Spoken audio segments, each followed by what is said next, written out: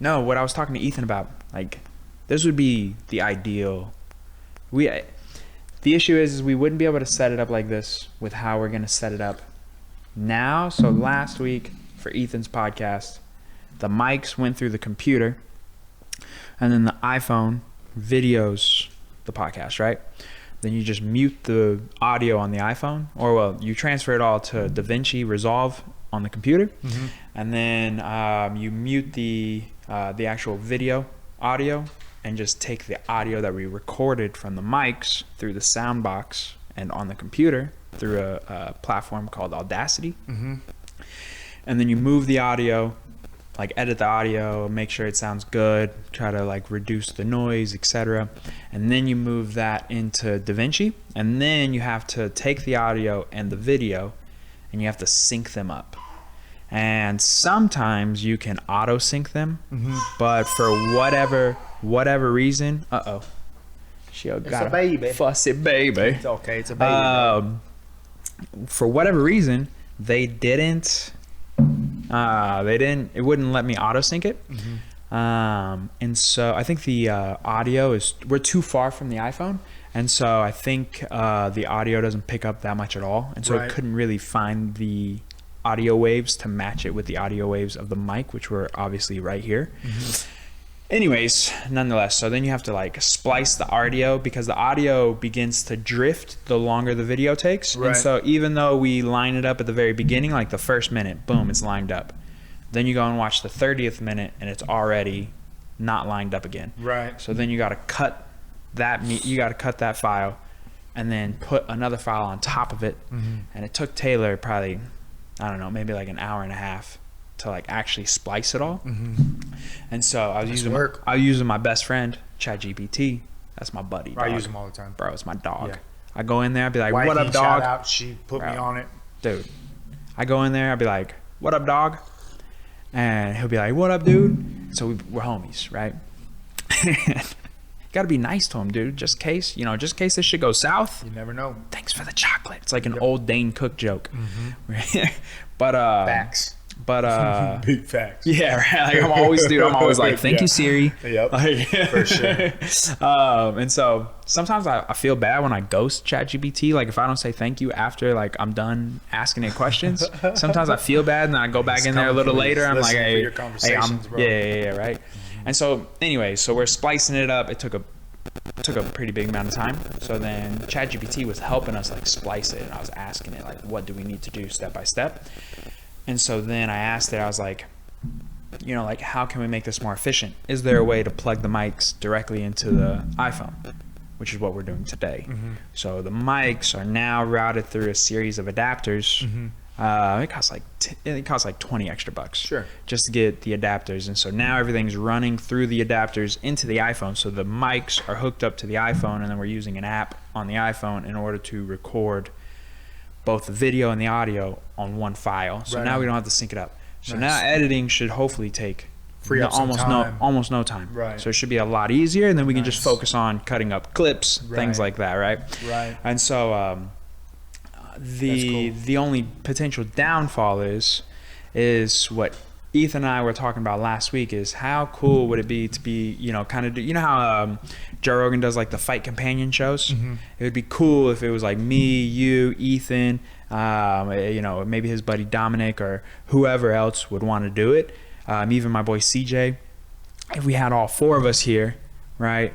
And then we would be watching like the UFC BJJ or Who's Number One UFC. Or something like, or the UFC, right? And be able to do our own little fight companion live, maybe on Twitch or something. Nice. Because I have a Twitch account where I used to stream, and I became a affiliate on Twitch. Right on. So people can actually subscribe to the Twitch channel, and we could actually do like live stuff on the Twitch channel. That'd be pretty fun. That's super cool. But that would take a lot more of a technical setup, so we have to build up. That'd be a lot of fun. I'm so down to do all that. Yeah, it'd be sick, bro. That'd be super fun, cool. dude. Yeah. Like I'm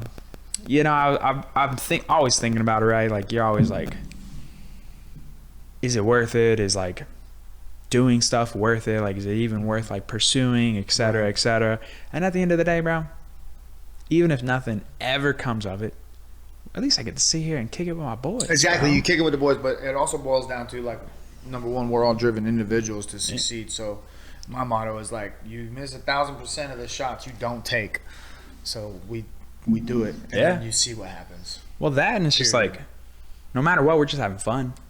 What's the alternative? That's it, bro. Just go to work, come home, sit on the couch, do nothing. Yep. That sounds boring. Sounds awful. Boring. like that doesn't sound appealing to me. Yeah. I'm the most satisfied in life the more productive I am. Yes, correct. The days that I don't do anything, even though there are days like sometimes you have to force yourself to not do anything. Yeah. But those days are definitely the hardest for me because then my mind is just constantly going, bro. Yeah. Good coffee. The coffee's fire, right? Shout out to Seven Oaks. This is the Patriot blend. This is definitely my favorite blend. I've now had, I think, 3 of their blends. Yeah. This one is by far my favorite. Why don't you read that description off? 2 powerhouse coffee regions merged perfectly. Notes of blueberries and sugarcane round out this never bitter blend. Ooh. The Patriot blend. Doesn't that sound good? Yeah, it's good. There you go, Seven Oaks. Bro, right across the street. Boom. Can't complain. Cheers, I've been going, hey, cheers. Steven. How the fuck you doing today, dude? I'm good, bro. Yeah? Thank you for having me today, hey, sir. Thanks for coming on, This is man. awesome. Yeah, I love it. Dude, I'm very excited for this episode. I know a lot of other people are going to be excited for this episode. You've had a hell of a life. It's been a good one. Right, you've had a rough one, but a good one. You have a lot to talk about. Yeah, man. A lot to tell. So I'm super excited to learn some stuff about you. Absolutely. Also super excited for us to just, kick it. Kick it, bro. Right? Absolutely. It's always good. It's always exciting. good. Yeah. I'm super, it's like, I tell you, it's like, I'm such one of those giant childs inside that's like, it's the first day of school. Like, so I'm always like that nervous, exciting energy coming here. And you're like, isn't that like how you're supposed to live though? Yes, bro. I think it's amazing. I think people definitely, they harp too much on like trying to grow up and shit, dude. I think you're supposed to just be a big kid the entire time. You gotta be serious in the serious moments, but you gotta handle business. But man, you just gotta have fun. Yeah, let's go. Just have fun. My boy Reggie was over. You know Reggie. Yeah, he was over. Cool. He was over yesterday. We should have recorded it. Dude. We had a full blown podcast here. We were just sitting at the table, just chatting. Mm-hmm. And one of the things we were saying, it's just like, it was just fuck it, just have fun. Have fun. Just go do whatever you want. Do whatever you want. Like tomorrow the world could end. Mm-hmm. World War III, nukes, anything. Yep. And then we're just not there no more. Yep. Like we were watching Kill Tony last night, and this was kind of a big like, kind of motivator or like eye-opening kind of thing. One of those like reminders along these lines. We were watching Kill Tony. You know what Kill Tony is? Yeah. We were watching that last night, so it's live on Tony YouTube. Hinchcliffe, right? Yeah. So it's live on YouTube every Monday. And so this is the second week in a row we've kind of caught it because I've been training at noon instead of night.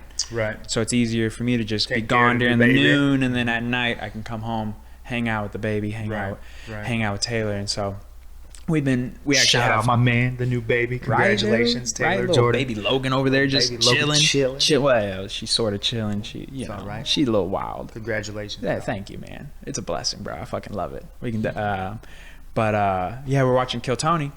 And this guy comes on stage. Well, 2 guys come on stage. It's this dude's roommate and then a guy who's blind, like real blind, like all just black. You blind. Yeah, you like fully blind, right? You Stevie Wonder up in here. Yeah, for real, dude. and so he comes up on stage, and so he does his minute. Fucking kills it.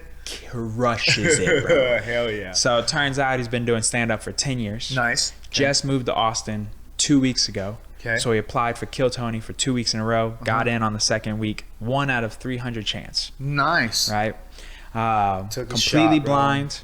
And then turns out he didn't go blind until he was 18. Dang. And so he started stand up after he went blind. And the story was kind of tragic. He got hit in the eye with a piece of paper. So I guess the other eye went bad, I think, from like retinal detachments. Yeah. And like one eye just went bad because the retina kept detaching. And then the other one, his buddy was, they were kind of like goofing around, and the buddy threw a stack of papers at him, and the papers just cut his eye. Like paper cut his eyeball? Pretty much. That's what it sounded like. He didn't go into like super amount of detail, but that was essentially the gist of it, right? And he said they're still friends today. The guy drives him around and whatnot. Yeah. But I'd make his ass drive me around too. But completely blind in both eyes. Yeah, that's crazy. And then started doing stand up after that. And then here we are, 10 years later, and he's he got the golden ticket last night, which essentially means now he can come back on Kill Tony as like they call him like essentially kind of like you're working to be a regular, right? And so now you don't necessarily put your name in the hat no more. They just kind of schedule you, right? And then you also got it was fucking cool. That's good for him. It was cool, right? So it's just that reminder of like, dude, just fuck it, dude. Live your moment. Who cares? It's like in just the go little, do it anyways. I love Disney movies. Yeah. It's like in the movie Coco. You know what I mean? You got to seize your moment. Yeah, you know right. What I'm saying? But even like whatever it takes, man. Seize your moment. Yeah, dude. even you know, I love it. Even lighter than that, they're just like, fuck. Again, the worst case scenario is I get to just kick it with my boys or whoever is over there. Maybe even learn some shit. Right? Well, have you got some the smart people experience. on. The experience. You might not be able to see it, but you have such a profound, like, vibration of what's going on around you. You know what I mean? I'm sure he's just living it up in that moment. Yeah. You know, like, I feel like when you go through adversity like that, you learn to live in the moment. So that minute or minute and a half, whatever you said it was probably magical for him. Oh, dude, yeah. You know He was, I mean? you could tell he was starting to get emotional awesome. when Kill awesome. Tony. Damn, I almost pulled the Taylor, bro. She's always calling him Kill Tony. When Tony Hinchcliffe was telling him, you know, that he got the golden ticket, you could see him start getting emotional. That's awesome. Even Tony was getting emotional because that's like, that's the whole point, right? The whole point of him doing that show for 12 years is to make someone's day like that. Well, like, or even make someone's life, though, bro. You know what I like mean? make someone's life, not even their day, make their life like that, right? And so, well, they have made Austin pretty much the capital of comedy. Oh yeah, right now. we're the capital of comedy and jiu-jitsu. Yes, it's a beautiful, bro. How fucking cool! It's amazing. How fucking cool! Shout out Ralph Gracie, right? For sure, dude. It's a wonderful place. How you been liking it there so far? Man, what a transition though. Honestly, like the room. Shout out 10th Planet. I love mad love 10th Planet always. Curtis, amazing. He built something spectacular over there, as you know. But you know, it's just I don't have to drive an hour to go train no more, unfortunately. And you know, the training room, all of the coaches are world class, elite competitors. Shout out John, coach, owner, Bethany, owner. You know what I mean? Like amazing individuals. You know who you got? Can't go wrong with the big giant. Come on, bro. Dan, that guy's amazing, humble, world class, treats everybody the same. You got Ethan, you got Abe, all teach differently, but all world class.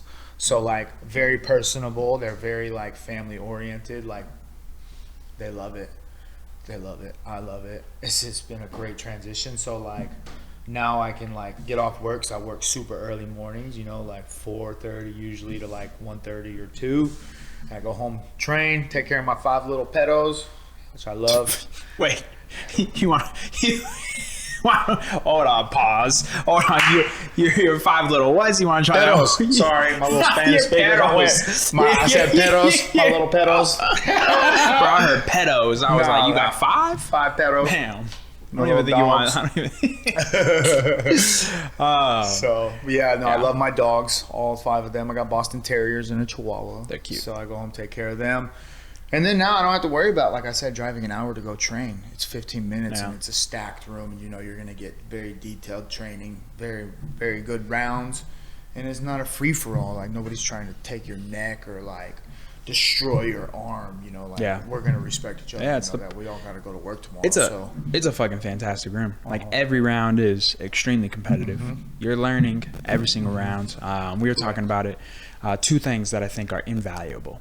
The Q&A after class. Very well. The best. I love it. The absolute best. That is the time right there to either start picking their brains, ask good questions, and you'll learn so much just in those 10-15 minutes right after class, right? I know it. So many people steal the questions right out of my mouth. Oh yeah. So everyone has good questions, dude. Everyone has great questions. Even if you didn't even think of nothing. Yeah. Even if you didn't think of nothing. I tend to see myself sitting there listening to everybody's questions. I always got questions. I know, me too, but I'm also like kind of a sit back guy too. Like yeah, but you gotta ask your questions. The reason being, that's what I'm saying is a lot of my questions come from the class that day, because like that's how I retain. So I try not to like think back too far or think ahead.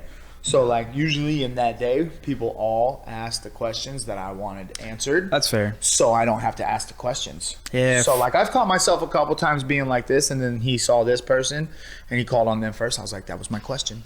Right on. Yeah. For me, I feel like I've been working on essentially kind of my quote unquote A game for now like 6 months with Ethan. And so now that I've been working on this specific game for so long, we started with passing, and then back takes. We started with different submissions, wrestling, front headlocks, all these different things, and it's all starting to kind of come full circle. So now, a lot of my questions aren't even necessarily something that maybe even happened that day. It's like something that maybe even happened the class before in a role, and I'm like, fuck, dude, I had to write down a question the other day on the way home. I was like, damn, I didn't ask. And so I wrote it down and then immediately asked, the next class. And dude, it's just that's invaluable. The second part, and I was talking to Sam about this, blonde-haired Sam. Yeah, Sam, our drill partner the other day. Yeah. I was talking to Sam about this, and we were talking about how the positional rounds. It's fascinating how doing just positional rounds, right? We don't even often get an open round, which sometimes is very rare.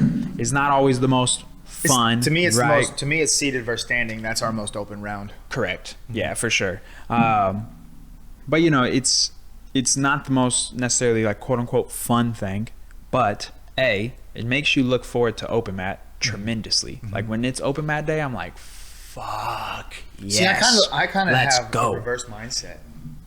I love those I love this situational drills because it makes you be put in the bad spots. No, correct. I'm not saying I don't love that. Yeah. No. But I do look forward to the open mats just as much. So sorry. I'm not saying I don't like it. No, I know. What I'm saying is that it has been fascinating to me to watch how doing the positional rounds every single class, every single day. Yeah. Like how it translates to your open round when you finally get to do the full round. I got you. Because to your point, it forces you in bad positions. It also forces you to work really strong positions. Correct. Then when you actually get to do a full entire round, you realize that, like these are all the positions that I'm in during this round. Yeah. And now you watch your whole game just come together, and it's all just from doing it in little pieces, little chunks, right? Versus just drilling and then doing a bunch of open rounds. There might be positions that you don't get to in your open rounds through your game or through someone else's game. Right. But the positional rounds force you to work on the most important positions. And so you don't have a choice to cherry pick. Nope. Right. And so then when you come to your open rounds, or and then you see everything start to come together. It's fucking beautiful. It is beautiful. And my jiu-jitsu, bro. Dude, my jiu-jitsu is just grown. It. It's grappling is so much fun. No, you never know like what you're missing. I guess like for me, it's crazy. Like I say, I can't believe I never had jiu-jitsu trying to fight mixed martial arts. Yeah. Like, how did I not have this? Like I had high school wrestling, but that was it. Yeah. You know what I mean? Like. But you're not the only one. I was watching one championship the other day and watching like their prelims. Dude, there's some of the guys on there. Their jiu-jitsu is ass. It's buns. And you're like, this is crazy. This is crazy. Y'all are out there fighting at a very premier organization, and your jiu-jitsu is ass. Like that, dude. Because to me personally, like doing striking and now doing grappling and then sparring MMA and bringing it all together. For me personally, the worst way to get your ass whooped is ground and pound. Yep. That's the worst way to get your ass whooped, bro. I have long arms too, so I'm pretty good in that position right there. And I've grappled with a few pro MMA fighters since training jiu-jitsu. And I mean, even they've told me, they're like, Steve, it's time to fight again. So, like when I have my peers telling me like it's time to go, like, come on, let's get it. Yeah, let's get it. Like, so what are you waiting for? Really, it's just proper preparation prevents poor performance, mate. You know what I mean? I stand by that. I've been out of the game, obviously, for a while now. So, like... When's the last time you fought? 2017. Oh, yeah. It's been a long time. Yeah, okay. So, like, I quit jiu-jitsu. I quit mixed martial art. I quit everything. You know what I mean? Like, I did. I stopped. I didn't want to do it anymore. I was in a place where I wanted to focus on something other than any kind of fighting, any kind of anything, and focus on my wife, building a house, getting sobriety underneath my belt. You know what I mean? As far as alcohol, cocaine, and methamphetamines, like... I had to try to build a life outside of martial arts because fighting was also a way for me to escape the reality of what was going on.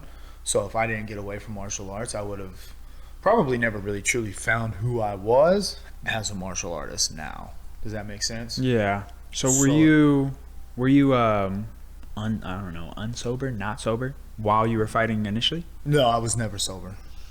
I was always either drunk or under the influence of cocaine, always. So like leading up to the fights, of course, like during trainings, like I wouldn't be drinking, but that night I'm drunk. Yeah. You know what I mean? So it pretty much doesn't matter. Like I was drunk. I mean, I did drugs for over like almost 25 years. So 25 years. So when did yeah, you start? 9 years old. Let's start there. Correct. How do we get? Well, let's talk. How do we even baby. get there? How do we get there? So, you know, shout 9. out to my mom. You know what I mean? Rena. I love her to death. So we're from Arizona, right? I was born out in Arizona in 85. And then we moved here in 95, right? So Okay. the year before we moved out here is when I started getting molested by my older stepbrother. You know, we'll leave names out of this, but I don't care to put the information out there because I feel like a story can change somebody's life. So yeah, at 9 years old, that started happening. Then we moved out here at 10 years old. And then about a year after that, we moved here. The guy came out here again, and it just continued for like the next probably 10 years, I would say. I was molested and raped by my older stepbrother, you know, so pretty much you learn to do drugs at that point. So I started with cannabis and then alcohol, cigarettes. Like you're stealing dad's beer out of the fridge, you're stealing his cigarettes out of the ashtray, his packs. You're going to the park drinking them. You know what I mean? Like you're doing all that stuff. Your brother, he's pumping weed into you. You know what I mean? Trying to just take you somewhere else so he can have his way with you. Not my brother, not a stepbrother. He's nothing. So yeah, and then from there, it was just a life of chaos, I would say. You know, trying to handle what was happening from being bullied all through school because I had to act out in anger, you know what I mean? Because I didn't know how to handle what was happening. People didn't know why I was such an angry child. So, like, I was always in behavior management. All through middle school, I think I sat in a cubicle in behavior management classes. I had to be told if I could go into regular class or not, you know, like. It was crazy growing up. And then high school, my freshman year is kind of a blur. I don't remember much of my freshman year. But I did find peace in football equipment in high school. So like my brother played football and he was a pretty good athlete. So like somehow being an equipment manager for all the football players really helped me. So like getting them fresh for game days, fixing their helmets, I did during high school. And then wrestling season started my junior year. This is like 2003, right? My junior year wrestling started. Yeah. And I found peace in wrestling because I was able to exert anger and energy that I had into that. So it took away a little bit, but not a lot. I'm still using every day. A little less cocaine, more cannabis on the daily. And alcohol, of course. I drank all through high school pretty much. Not a lot of people knew that. Kept it to myself. So, and then outside of high school, it was just straight to partying. Like, that was it. Ran with the crowd. All we did was go downtown, and I lived downtown Austin. Probably for a good 5 years. Just running the streets, running rampant. I don't remember much of it. I'm not gonna lie, I really don't. Yeah. I think I've also tried to block a lot of it out. Bits and pieces come back, like when I go to certain like people's places, things, it comes back to me, but I'm like, I choose to like forget all about that. But a lot of it was fighting. I fought a lot, you know. I've been jumped a lot, been in the wrong streets, the wrong rooms, you know. And then I got in a lot of trouble in 2010. I got into a fight at the strip club. I think it was called Joy's back then, and now it's called Rick's, if I'm not mistaken, right there at the like Lewis Henner Round Rock Boulevard area. So again, we were running. I was under the influence, alcohol, cocaine, all that good stuff, and we were at a birthday party for one of the people that we knew there. And thank goodness it was self-defense, because luckily they didn't take no testimony from none of my people that were there at the time. They took it from random strangers, believe it or not. So, man, I don't think I've ever told this story on anywhere, but anyways, what happened is he pretty much told me after I walked away from him that he was gonna like make me suck his dick, and I was like, I saw red. You know, and when you see red, you're like, okay, it was over. So I hit him, I struck him a few times, and then it was pretty much like I got in a lot of trouble. So he's no longer here, but we're here and we're thriving. So like through that trial and tribulation, 2012, I went through the whole court process for like a year and a half trying to like not go to prison, trying to like see whatever happened because it was a self-defense case. So then right around 2011, I found semi-pro football. Some guy, I was working at a factory in Round Rock, a processed food that did pizza rolls. And like I worked on the line, assembly line. I would cut the long sausage and throw it right into the thing, and it would get mixed into the pizza rolls, and we were allowed to sample the pizza rolls. So I would sneak my little butt up and go get some pizza rolls in a paper towel and eat them.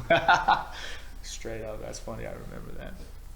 But yeah, so then it was from semi-pro football for the ATX Renegades, I believe was the name of it. Somebody was like, all I did was fight, bro.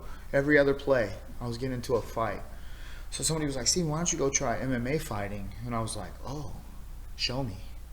So then they showed me MMA, and then from there it was just trying to find somewhere to train.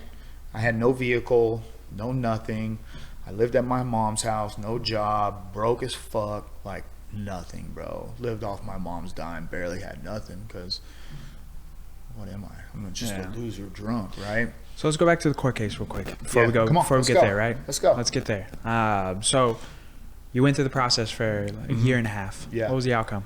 So I got placed on a 10-year probation, $50,000 restitution payment to his family, and then I actually ended up spending close to about 15 years on probation total, just because of the first 7-8 years of probation. I was a fuckboy. You know, violating my tests, like failing UAs, not just being. I was still a drunk. I never had rehab. We hadn't cleaned up yet. No, definitely so not. So still after this, Correct. we're still using. Okay. Yes, 100%. Methamphetamines, cocaine, speed. I got really big. I had an ex-girlfriend at the time, and we got real big into Vyvanse and Adderall. So like any kind of upper was my downfall, really. Okay. You know what I mean? What do you think that was, or why? I just prefer to be on the go. Just always moving. Yeah, I don't want to sit the fuck down. Yeah. No, downers aren't for me. Why would I want to be on the couch? I'd rather be out doing something. Yeah. Me personally. Well, it's funny because you smoke weed, so it's I'm the opposite now. Yeah, I know. Somebody told me the other day, you're the most active stoner I've ever met in my life, and I'm like, yeah, I don't want to be lazy. You're definitely Yeah. You're always doing something, dude. Yeah, I have to be active. You know. The cannabis calms my mind, so to me, it's really truly it's medicinal. Like it's medicinal for sure. You feel like when you smoke, your mind doesn't race as much? Yes. Interesting. 1000%. Mine is the exact opposite. Yeah. It's the reason why I enjoy it, but there's a limit. If I cross that line, dude, it's a miserable time for me. Oh, dang. It's not that fun. No. But it's also, I've also used it as kind of like a little sparring match with myself as well. So sometimes I like to push it just a little bit past that line and then kind of have like a little sparring match with myself where like you're kind of just you're fighting your mind. Yeah, you know, where definitely the anxiety is flowing 80,000 miles. There's way too many thoughts. You're starting to like over exaggerate or worry about something that hasn't even happened, right? Right. You know, it was one of the big things like the first time I was doing the podcast, like if I would say something on the podcast and then I would smoke afterwards, or if I was smoking during the podcast or whatever the case may be, and then I would pinpoint something in that episode and then just start fucking beating myself over the head for it, right? And so that's definitely going to be, you know, a challenge this time, right? That's one of definitely the big reasons why I stopped doing it. Was just because that was hard to combat. But you know, back to what you're saying. So I guess I'm curious. So like we get in a fight at the strip club. Was it the impact of him falling, or was it the impact of you? It was my hands. Yeah, absolutely. Lethal weapon of hands for sure. How do you think this still affects you today? It changes it's changed my whole life, bro. Today, like I'll never forget it like it was yesterday, right? So like every moment you encounter, like you have to literally control yourself. Like you have to take in each moment as it is. You have to read the room. You have to be observant. Like, and again, remember, I've been through so many hours of like thousands of hours of management training, anger management training, rehab. Like I got put away for a little bit because I violated my probation so much that they finally locked me up for a little while. You know, I did well over a year incarcerated out in East Texas. So like I've been put through several rehab treatment centers out there, and none of it works. And any addict that's out there right now knows that. Like, Why do you think it didn't work? because I wasn't ready to stop. So not so much the program. It's not the program, The it's the individual person. themselves, yeah. Yeah. If you're not ready to stop, I wasn't ready to face the demons yet. You know what I mean? I wasn't ready to heal what was healed. You know, like I just. What was that final straw for you? The rock bottom for me was when I tried to kill myself the last time, and I woke up to Courtney above me, crying her eyes out on the phone. You know, I don't remember who she was talking to, but it was that very moment. Yeah. We were at an apartment complex, and I was just tired of living, bro. And then I went and got help, and it was that moment I was like, I think I saw her face, and I saw that the damage I had done to somebody. And I think I saw that. I saw the hurt, I saw the pain, the fear. I saw everything in her face. And I'll never forget that. And so was that was the moment. Was that it? That was the at moment. That that was the time? moment I was like, let's get help. Or were there? Never drank since. Never used. That was since. it. That was it. Right there. We just hit 2,800 days. I saw that. Congratulations. Yeah. And I tell you, there's a lot of people that will argue with me. Oh, you smoke cannabis. Oh, but this. I said, I don't preach I'm drug free. Yeah. I said, I preach I'm 2,800 days alcohol, cocaine, meth free. Yeah. I live for me, not for you. Yeah. So what works for me may not work for you. Yeah. I don't narc you, don't knock me. Yeah. You know, like, I'm going to treat you the exact same. Treat me the exact same. Yeah, and everybody has their own path. Yeah, exactly, Right? bro. And if it works for you, sure. it's like, Yeah. if you're not You hurting know? nobody. Yeah. And you know if me, you're I not hurting treat yourself, everybody the right? same, bro. Oh, I yeah. treat everybody You're always with a calm positive. heart, bro. It's all I love waking up Motivational to your, guy, because bro. you always wake up so goddamn early. 3:30 wake up calls, I know, baby. I love waking up to your stories on Instagram. Smiling with the have a great day, have a great mofos. day. You know, it's just again, it's just that reminder, right? That's real, you though. know, That's well, real yeah. raw energy from me, too. Yeah, and Which if is you the can best still part. wake up with a positive attitude, Yep. why can't somebody Yep, else? for You know, sure. and I think that's what's so For sure. frustrating. Yep. I think that's what's frustrating, especially about today. Like, you know, shit, I'll just let you talk about like how like you see this like quote unquote kind of mental health pandemic that we're going through with where a lot of people, you know, they don't, you know, it's I call a lot of it processed food disease. Let's just cut right to the chase. A lot of it is what we put in our bellies. A lot of it is what we eat. 90% of it. I think that definitely plays a role. You know, Social I think media. it's 100% of it. Well, yeah. Well, probably not 100%. You got to factor in social media. You got to factor in. For sure. You got to factor in. You know, everything. Well, I think we can boil it down to things that you digest, ingest. But it doesn't necessarily have to be food. It doesn't even have to be necessarily something you're eating or something that's even actually going in you. But every time you're consuming content, when you're consuming, when you're sitting there scrolling, anything. Yeah, where you got a bunch of people bitching, you know, and you're constantly either A, you're always bitching, or B, you surround yourself with people who are bitching. Product you know, of your that's environment type stuff. Yeah, you know, you see it. You know, I think one things that is always eye-opening is when you drive somewhere during like rush hour traffic and you just see how many people are just fucking just furious the entire time. And it's just like, damn, that is a sad way to live, miserable way to live. And you know, and to me, and I think you could probably contest this, it's a choice. Yes. It really is a choice. Yes. You're choosing to be that way. You're choosing to be that upset. You're choosing to be a negative. A lot of it is negative. only when they get behind the vehicle too. That's it. Yeah, maybe. It's crazy how people flip from being in a vehicle to out of a vehicle. Well, it does make sense Road because rage is real. Well, it's because you're in a stressful situation, right? At any moment, someone could hit you, or vice versa. I think people forget how deadly the vehicle is too. It's the most dangerous. It's the most dangerous thing we do. It's the most risk-taking thing, right? It is. You know, when people are like, "Oh, aren't you scared of getting hurt doing jiu-jitsu?" Yes. Or, "Oh, aren't you this or that?" "Oh, Yes. like, aren't you scared of this or that?" It's like, And bro, we yes. get into the car every single day. It's dangerous. I'm classic driving school, bro. I'm in my 3 mirrors all the time. Oh yeah. My wife makes fun of me. She's like, But you're, I mean, you're such a car. because Like, it's not so oh. much you. You're just Yeah. It's best to be proactive driving. Got your life right? You're in just my paying hands, too. attention. You know, paying attention to everybody else. Taylor and I talk about this all the time. Where it's like it's so obvious when you're paying attention when someone's about to come over. Yeah. And they don't even have to put their blinker on yet. Yep. You're just like, oh yeah, you're about to come over. You're coming. And you're already being proactive about it. You're already slowing down a little Yeah. bit. You're letting off the gas, right? Because you already know they're coming. You can just tell. People have like tells, just like fighting. Yep. People have tells. You know, but you know when the jab's coming. You're like, okay, I see Here the it little, comes, I see the baby. little twitch. Let's You know, go. you start to pick up on it, right? Yeah. And you can pick up on people when they're driving. You just start to tell. You know when they're. You can tell when they're about to merge, when they're about to take a turn, when they're about to exit, even before they before they even turn their blinker. That's on, right? awareness. Yeah, It's it has to. pure awareness. But that's the only way to drive. I agree. Because otherwise, Oh, I agree. Otherwise, dude, I mean, it's like you said, it's the most dangerous thing we do. It is. And so It is.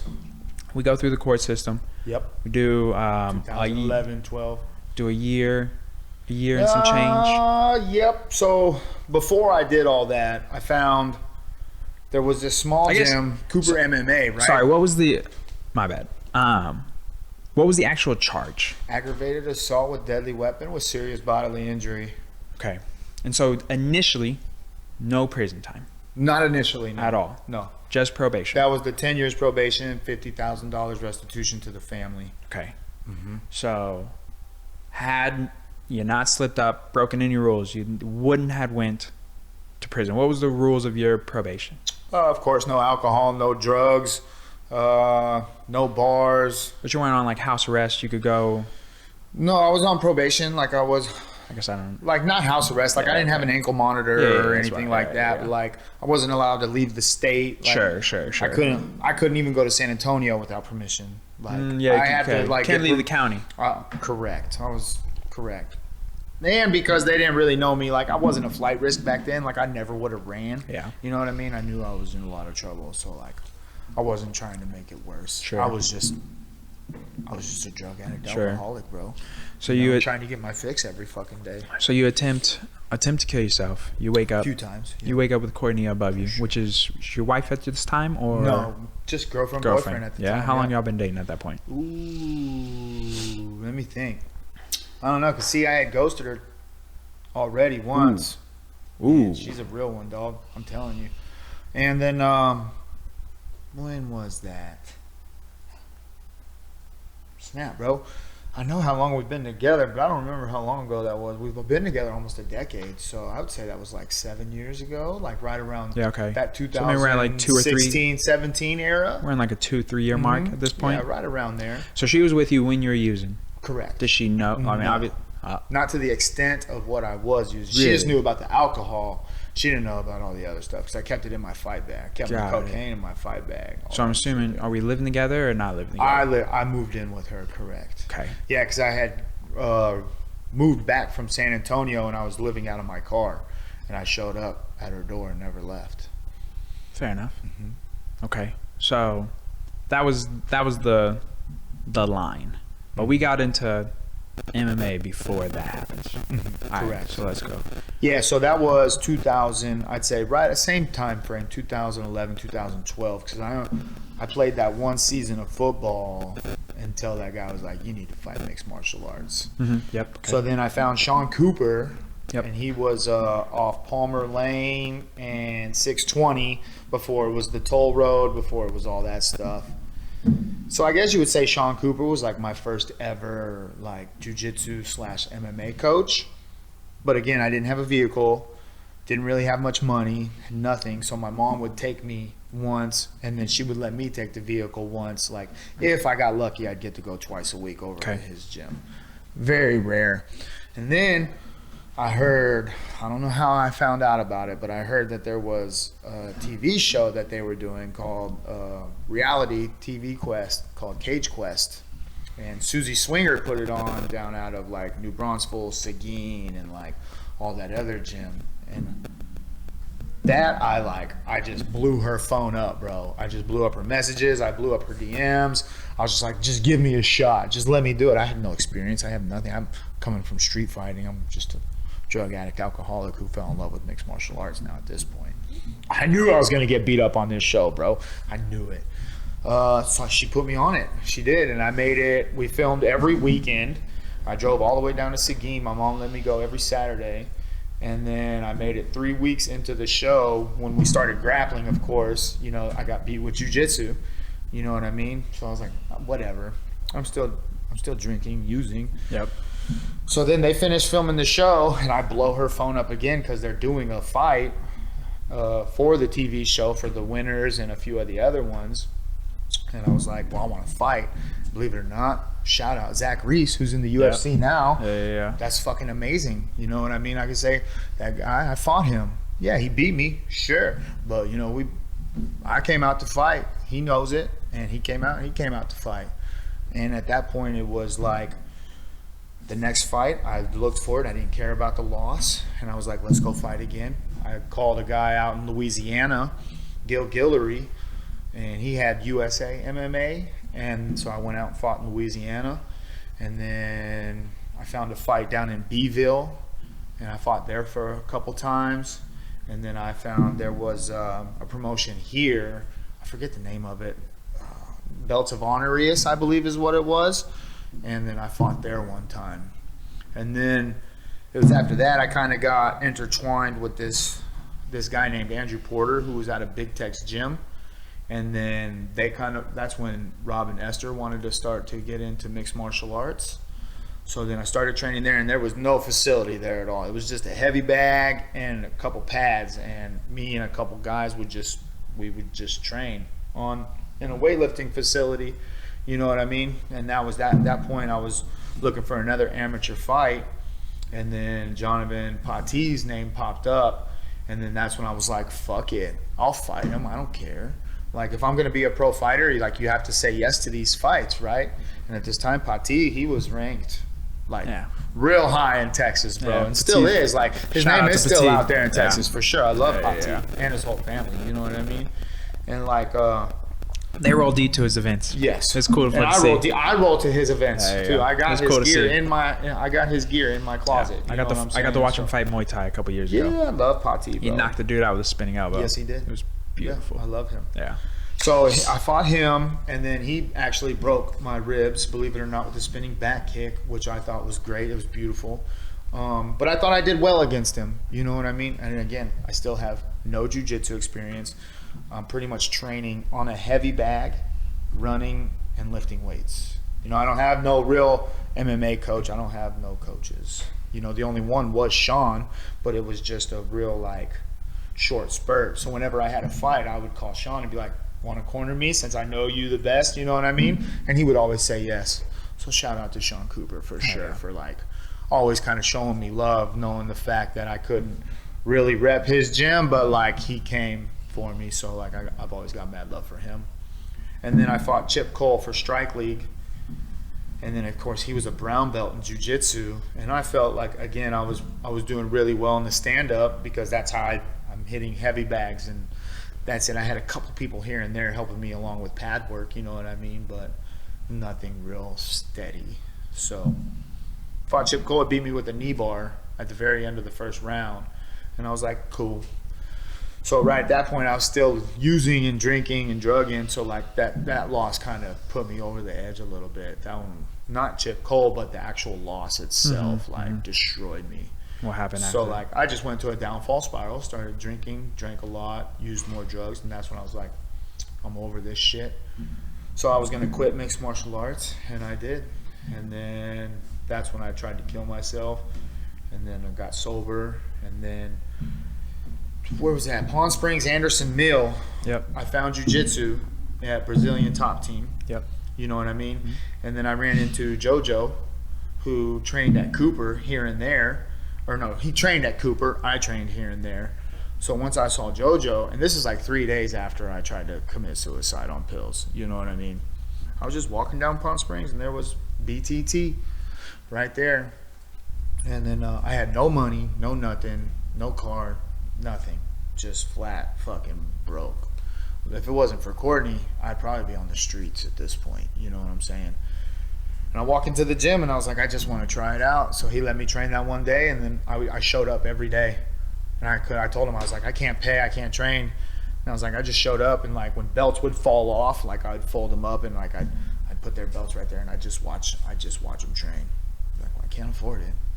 I'm just gonna watch it. And I did. And finally, I think it was like 2 weeks, bro, he let me train.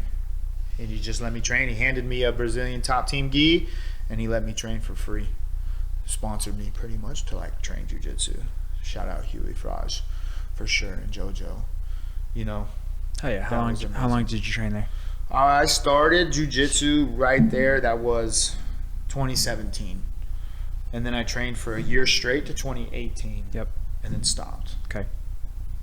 Because we just had to get life together. Sure. Like, we had to. Sure.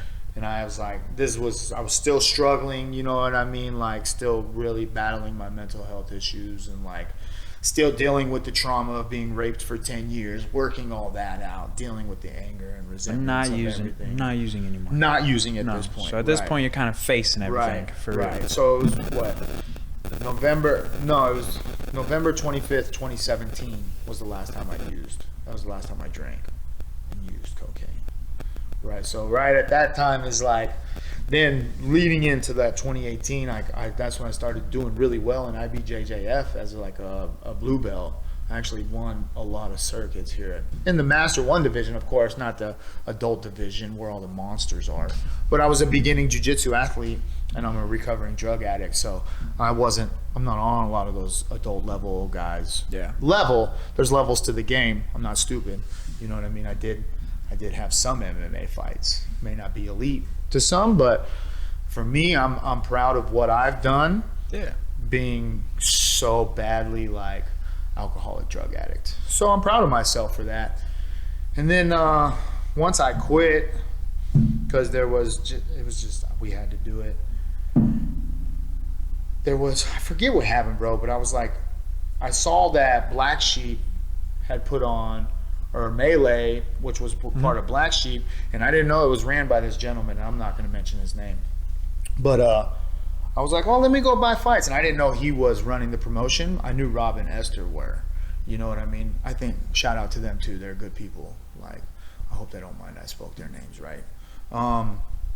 But they put fights on. So I went and checked it out. And the other individual that was there was like, oh, snap, cool. So he kind of hooked me up and brought me back into the fight game, I guess you could say. But I didn't know about all the baggage that happened. Sure. Like, I had no idea. So like when I came in, it was like I was already pegged. I'm on his side. God, fuck no, dude. Fuck no. So like, shout out to all those people that were there. You know what I mean? I believe they're all at Iron Forge now. Most of them, yeah. All mad love, all love from me. I'm always going to consider Josh Scales one of the most elite bad motherfuckers on this planet, right here. Josh? Yeah. That's a bad motherfucker, so respect to him. Yeah, he is. But I feel like I was put in the category with that gentleman, and I'm not, you know? And it sucked because I fed into it at first, because I thought everybody was against that individual, but turns out it was quite the other way around. So, you know, I did give in to the manipulation and the deceiving and all that other stuff that went along with that. But I'll tell you, I met some good individuals out of that. So when was that? That was 2023 or kind of leading into 24, I guess. I still wasn't really training jiu-jitsu. I just went in there to coach the kids class. Yep. He wanted me to coach the kids program. So like, I was like, sure, I'll come back to martial arts to coach a kids program. I was out of shape. I was out of fight shape. I've been out of the game since 2018, so I was trying to just come back to the mats, you know. And then again, it was like, I didn't realize all the drama I was about to deal with for the whole next year, because it was some shit.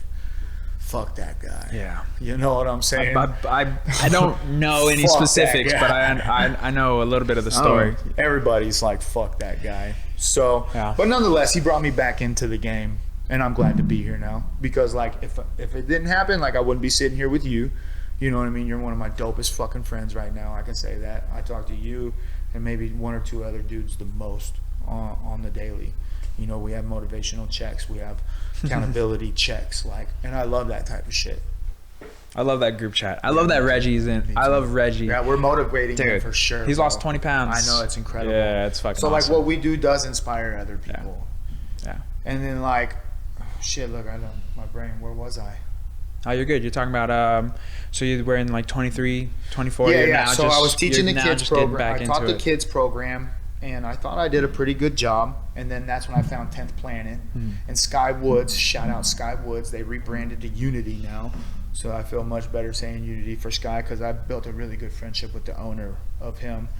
And he got me hooked up with 10th Planet. So like it was cool because that's when I like to say Got back middle into of it. 24 is when I really started jiu-jitsu again. So And we took our hardest photo of all time. of all time. And I'd only been training jiu-jitsu. I should have sent that. I should have sent. Yeah, fuck me. Yeah. Should have sent that photo to her so she could pull it up.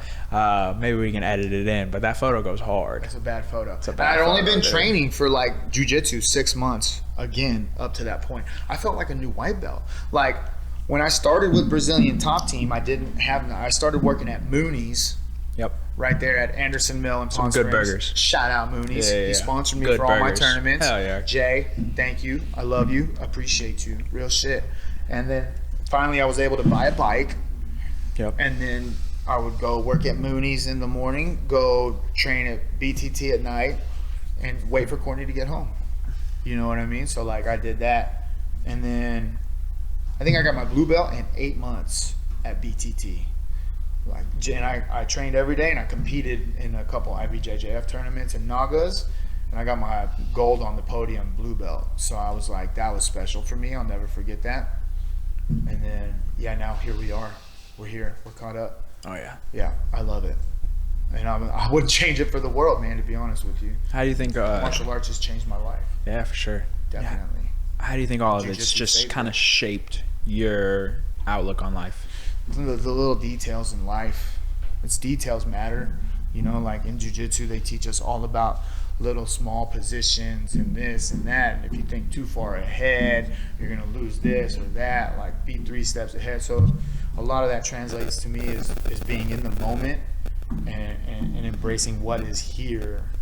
And then you'll worry about what you have to come across. You know, so a lot of it is to calm down, cool, calm, collective, like embracing the moment and then just being methodical in your decision making.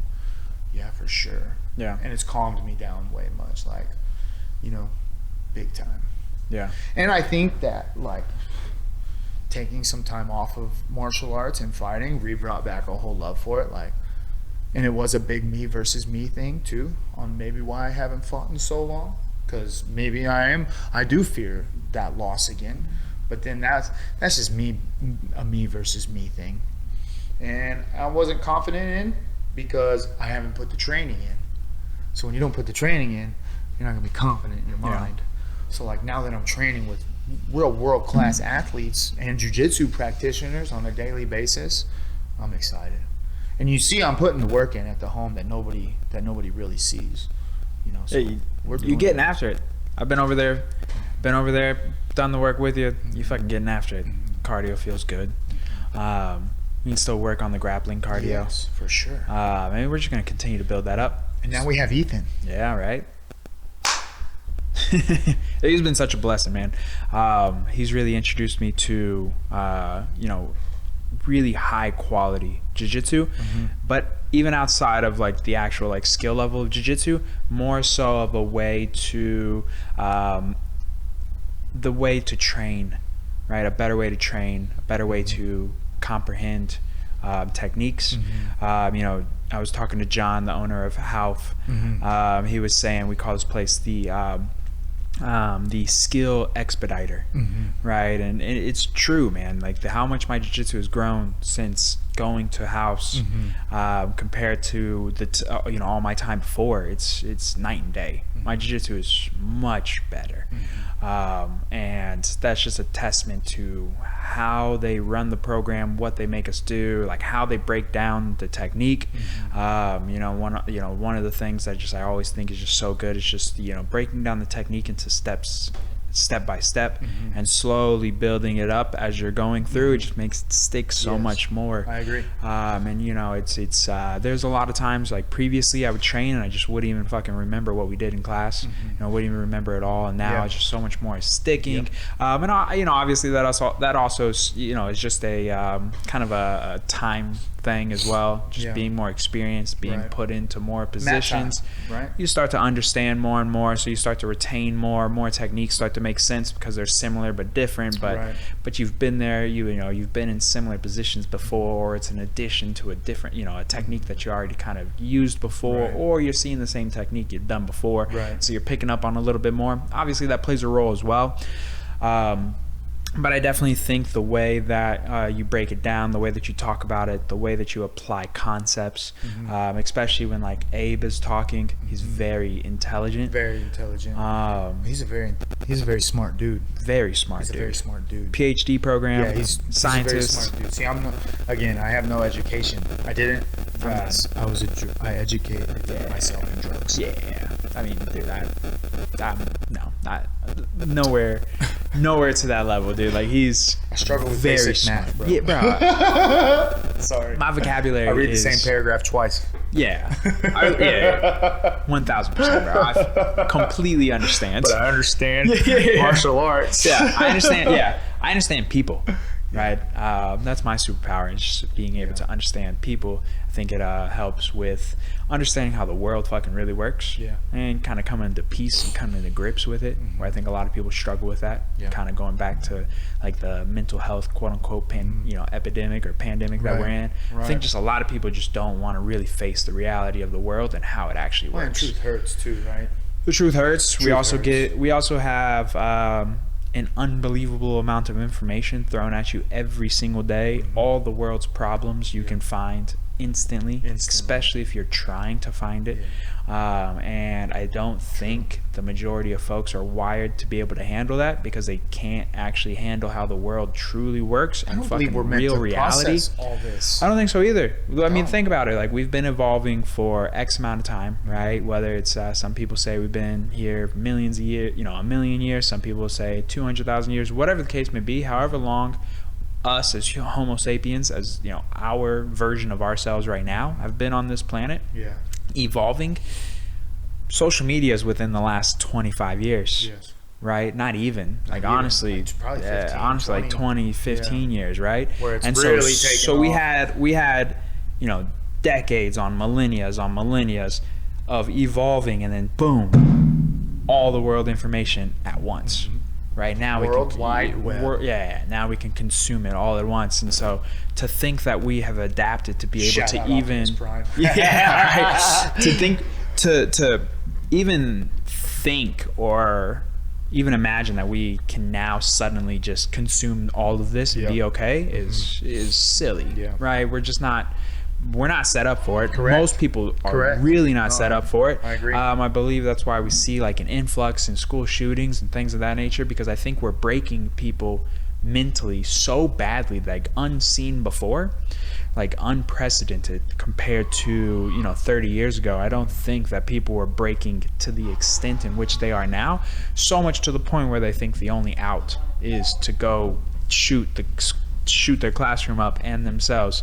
Like, that to me is a testament of how bad we're breaking people mentally, right? People want to focus on the guns and everything. It's like, dude, sure, man, maybe you shouldn't be able to buy a gun on your lunch break. Sure, maybe it shouldn't take 30 minutes. Maybe it should be a week, right? There should be a cool off period, whatever. Cool. I all for that. Completely understand that argument. But to sit here and say like ban all guns, that's a silly argument. It's like handing drugs to a drug addict, telling him not to use it. Look, the criminal's going to use the gun, the drug addict's going to use the drugs. People are going to get guns no matter what. Whether they're legal, illegal, doesn't matter, right? Someone just had an AR in New York. Guess what? They're not fucking legal there. Motherfucker still had one.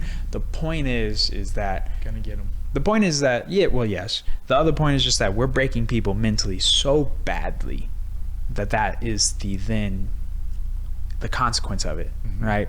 It's not a matter of the tool. It's a matter of how badly people's mental health is. Because right now it's just popular to be a victim. It is. 100%. Poor old pitiful me.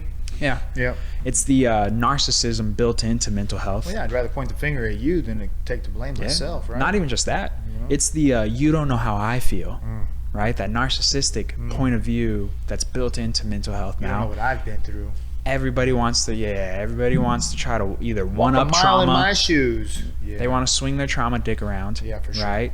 And I think that's They call them why war stories. Well, I think that's recovery why your story is so impactful or so important, because you made a choice for that not to be your life. Yeah. Right? Yeah, I don't want to. You've made a choice, and you're probably the most positive guy that I hang out with. I surround myself with pretty much only positive people, right? Because it's the only way to really walk through life. But in particular, like I said, waking up to your Instagram stories or just like how you feel, you're just always positive energy, right? You're always the belief system in yourself and your friends and the school and everything around you. Well, my circle's so small, dude. Yeah. So small. I don't think there's nothing wrong with that. Me neither. I think for some people that's the best way to live. For me, I'm fortunate. Like, it's just Taylor's always giving me shit about no matter where we go. We just ran into somebody who I hadn't seen in years at Wise Guys. Oh, that's funny. And so she's always giving me shit because it's just like she's always like, can't take you nowhere without you knowing somebody. And so there's a difference between knowing somebody and having them in your circle, though. You know what I mean? Of course, but I'm very easygoing, very easy to get along with. I'm socially awkward, and most people don't believe me in that.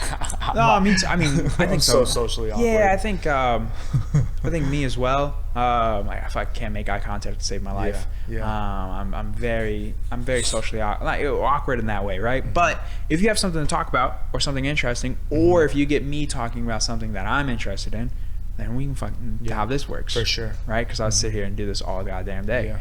That's why the episodes, are the length that they are. Right. Because I relate a lot with Joe Rogan, in the sense of just very curious. I've lived a very quote unquote kind of prudish life. I never partied. I never got in trouble. I got my ass whooped. Complete opposite. Right. Of most people, right? And I understand that. Yeah. And I've come to grips with that, and I think that's why I am so curious in people's experiences, because I don't necessarily have a lot of negative experiences myself. Right. So I'm very curious and I'm very interested in people, and I've had my own shit. Right. But in the comparison to most people, very futile. Right. Very, very futile. Right. Like I hear other stories, and that's honestly, it's just helped my perspective, because I can I don't necessarily know how you were feeling or how you found yourself in those situations, but I can empathize and also turn that around and be like, bro, what the fuck am I complaining about? What am I why would I ever wake up sad, angry, or any of those, right? Yeah, I'm just grateful I woke up today. That's literally my mindset. Absolutely, every day, dude. Bro. It's the little things. Right there. Waking up, a hot shower. Fuck, dude, nothing. Like every time I get into the shower, I'm just like, thank you. Yep. AC. Yep. Boy, I woke up. Could you imagine sleeping without AC that well? Honestly, shit, yes, bro, because I woke up. I'd rather wake up and have to figure it out than not wake up at all. But at the same time, the alternative to not waking up is what? Who am I walking with? Yeah. I'm walking with the man upstairs. Streets of gold. Yeah. We all know who that is. You know what I mean? How's that played a role with you? Or with you? Has it always been a big Well, I was raised Mormon. Okay. So not shout out to the Mormons. Definitely not. If it wasn't for the Civil War, they wouldn't be around. Straight up. Most people don't know the true history of the Mormon religion. The leaders, Joseph Smith, they were very not good people. Yeah. The Mormon Massacre. The Mormon Massacre. A lot of people don't know about that. And again, I don't want to speak too much on it because I don't like to, but again, if it wasn't for the Civil War, the Mormons wouldn't be around, because they got redirected to go there because they were actually on their way to fight the Mormons before they were like, we have to go fight the Civil War. Yeah. So they got lucky in that valley. I guarantee you that. Read up about it. Yeah, as you point at the mic. I don't know why I did that. It's okay. It happens. But yeah, very interesting. Okay, so you were raised Mormon. Raised Mormon. Obviously not Mormon anymore. No, sir. But you are still a spiritual, religious man. I do believe in the good Lord. I Right. believe in evil. I believe in the good. I believe in all that stuff. 100%. And so, Yes. again, is this something that is newly founded? No. No, I've always believed. Okay. I will say that. And how's this? It's just been. I've seen too much. I guess you could see. Like I guess I've lived a lot. You know, I do think there's a few moments in my life that God's kept me alive for sure. I should have been dead as fuck, no doubt about it. And Seeing other people's experiences, you know, watching other people's experiences, it's everywhere. So yeah, I do believe. I don't push it down nobody's throat. I don't speak about it a whole lot. I won't denounce him. You know what I mean? Like, that's for sure. I'll fight for him any day of the week. You know what I mean? You're not going to sit here and bash him. I'll be like, have a good day. You know? So, yeah, definitely. You know, and I think the Bible stands for basic instruction before leaving earth. So he lays down the blueprint on what it was. There's a lot of stories that are true, a lot of prophecies that I believe have come true in the real world. You know what I mean? So, like, again, this is all my belief. Sure. That's what I believe. And how you feel like this And- helps you out? Or how do you know, has this helped you out? Yeah, I think the power of prayer is awesome, you know, and I think prayer is a form of meditation. I think meditation is what meant to calm you down. So I mean, you choose what you want to do. For me, I boiled it all the way down to the simplifying it is until I woke up today, and I live each day in the moment. That's it. I don't look back on yesterday. I don't look back on tomorrow, whatever. I'm right here, right now. That's literally how I live. Like, even at work, like everybody's like, "Oh, what are you gonna do after work?" Nothing. Right now, I'm here. Like, I gotta worry about what I'm gonna move over there to that corner spot, and you're worried about what we're gonna do outside of work. Yeah. Like, I'm in the moment. Yeah. So yeah, everything's taught me about being in the moment, because what would he want you to do? If we're in this moment and I'm over here, that's disrespectful to you. And communication is my form of respect. So like I've been ignored, I've been left on red for days and days and days. Like, to me, I'm gonna respond fast. I always respond immediately, period, because I know what it's like to be ignored. Yeah, it's just important to you. Yeah, it's very important to me. It's how you show you love. Yeah, big time. Through yeah. communication, for sure. Yeah, 100%. Yeah. Even if, like, let's say, like, if you message me, it's a little, I could say it's a pet peeve of mine, but I'm never gonna, I guess I'm letting the people know now, but it's whatever. Like, I guess I don't understand how when you message somebody and I give an immediate response, how do you not respond back right there? Like, we're already engaged.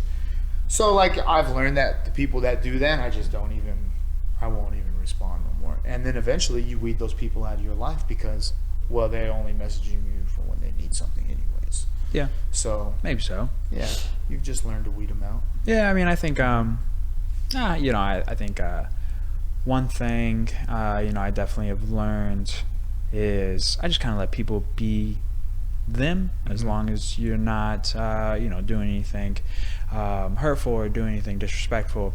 Mhm. I just let people be them. Some people do. Like, Mhm. I know sometimes, dude, it's just overwhelming for me. Like, sometimes and it's a subtle flex, but again, like, sometimes I have a handful of notifications. Mhm. And just sometimes I just don't want to deal with it at the Yeah, moment. that's So fair. there are times where I do take a while to respond, Yeah. because at the moment, I look at my phone and maybe there's like 20 different notifications sure. amongst different things, and I'm just like, you know what? I don't really feel like dealing with that right now. I want to hang out with Taylor, or maybe I just want to hang out with myself, Right. play some video games, Right. or whatever the case may be. And so I'm pretty I don't take things very personally anymore. I definitely Correct. used to, way more. Oh, yeah. But I definitely don't take things very personally in that regard Mhm. anymore. Now, there's obviously people blatantly not ignoring you, Mhm. but then there's just people, like I said, that are very much like me, where just sometimes they're just either overwhelmed. Like I get overwhelmed, I get it. or I get Yeah. stressed, And when I get stressed, I just kind of want to work through it in my head on my own. Deal with it. I want to deal with it in that moment. And so sometimes I just don't have the mental capacity to then spend time responding to people. Absolutely. It's definitely never anything personal that I fucking. I'm very grateful for the fact that I do have so many people who want to communicate with me, right? Sure. That's again what makes this. That is cool. That's what makes this work, because I do have people who want to come on or want to talk to me, or vice versa, who I want to talk to. I sort of have interesting people in my life that and I have a lot of friends, right? Not everybody has to be your best friend. Not everybody has to be a good friend. Correct. Not everybody I have to agree with or communicate with on a daily basis. Right. And I think that goes back to what you're saying. You have a small circle. Sure, I would say your small circle represents the people who maybe you speak to on a daily basis. I have a handful of people that I speak to on a daily basis. Then I have a bunch of friends that we just send reels to each other, but that's how we stay in contact. Yeah, for sure. Right. And then you have people who, maybe they have different opinions, or maybe they have, maybe they enjoy partying, and that's just not my scene. Right. So you're not someone who's necessarily I'm going to talk to every single day. Right. But I don't dislike you, or wouldn't talk to you if you reached out. You're still my homie, but you do your thing over there. And I'm still gonna reach out to you here and there, right? Absolutely. Would still have you here. Would still have you on here. We don't gotta talk every day for you to come on here. We can catch up and talk here, right? That's kind of what makes it fun. Being able to learn something about that person, being able to see who that person is. Make sure they come on here and get some real insight. Definitely works a lot easier when they're genuine about it. Because you got to come on here and be genuine. Otherwise, you're just gonna be. They're gonna see my fidgeting on here. I'm constantly like. It's okay. As long as you just stay within that mic. I'm staying here. Yeah, just stay within that mic so we don't lose you. It's like one of those things like follow my eyes with the pen only. Like I feel like a bobblehead. It's okay, dude. I'm sitting here. My body's moving, but my head's not. And dude, our bodies are sore. Yeah. So sometimes you just gotta you gotta reposition. I get it, dude. I don't give a damn, right? And so, damn, we got off on a hell of a tangent. No, I love that stuff. But that's the beauty of conversation too, is you never know where it's gonna go. Well, I feel like we were somewhere. But anyways, huh? Yeah, we were talking. Yeah. And just kind of how that, what that means to you, and again, I just think the way that I've always looked at it, I'm not necessarily someone I would say who is like an overly religious person. I don't disbelief or necessarily like I don't know quite how I feel. I definitely a spiritual person, right?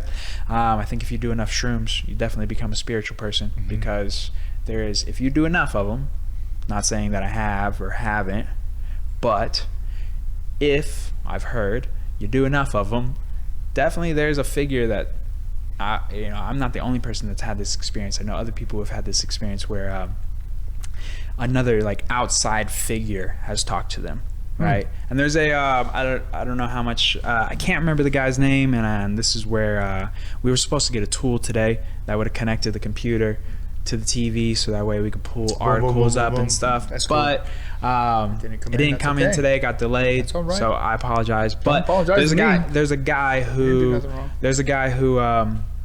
has done a lot of research into, because people have been using psychedelics for the beginning of time, right? And there's a guy who believes that the start of religion came from the use of psychedelics. We also know that our brains developed and grew in size due to the use of psychedelics. And so this gentleman, I don't remember his name, but he believes I have to go home and eat shrimp. Yeah, right. So much fun. He believes that religion, and he has a lot of evidence that religion started due to the use of psychedelics, which does make sense, because again, through my own experience, when I've done a heroic dose, as people like to call it, I did 7 grams. Shit. I did that was my first time ever. Fucking crazy. So I'll tell you the story. So, yeah. So let me live through you. Yeah. So I will never ever forget this day for as long as I live. This day was extremely impactful on the person who I am today. And the patience I now have, or at least more patience I now have that I didn't have before. I would get very irritated with people.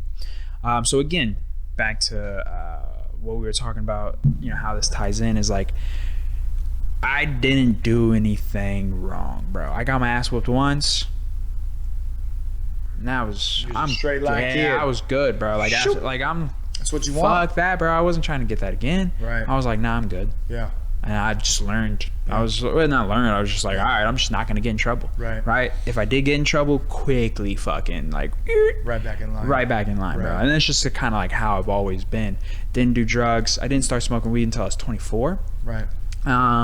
Which I'm proud of, Sure. but again, at the same time, there's just a lot of experiences that I'm necessarily like curious about, or I am curious about, just because I didn't do really anything. I know. I mean, I get that, and maybe, and I'm not saying it in the sense of like I regret it, because I don't.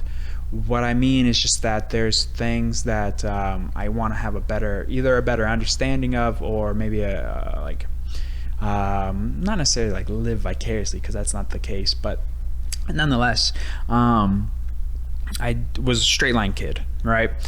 And so I think I would get irritated with people who weren't straight line, because I'd be like, what the fuck are you doing?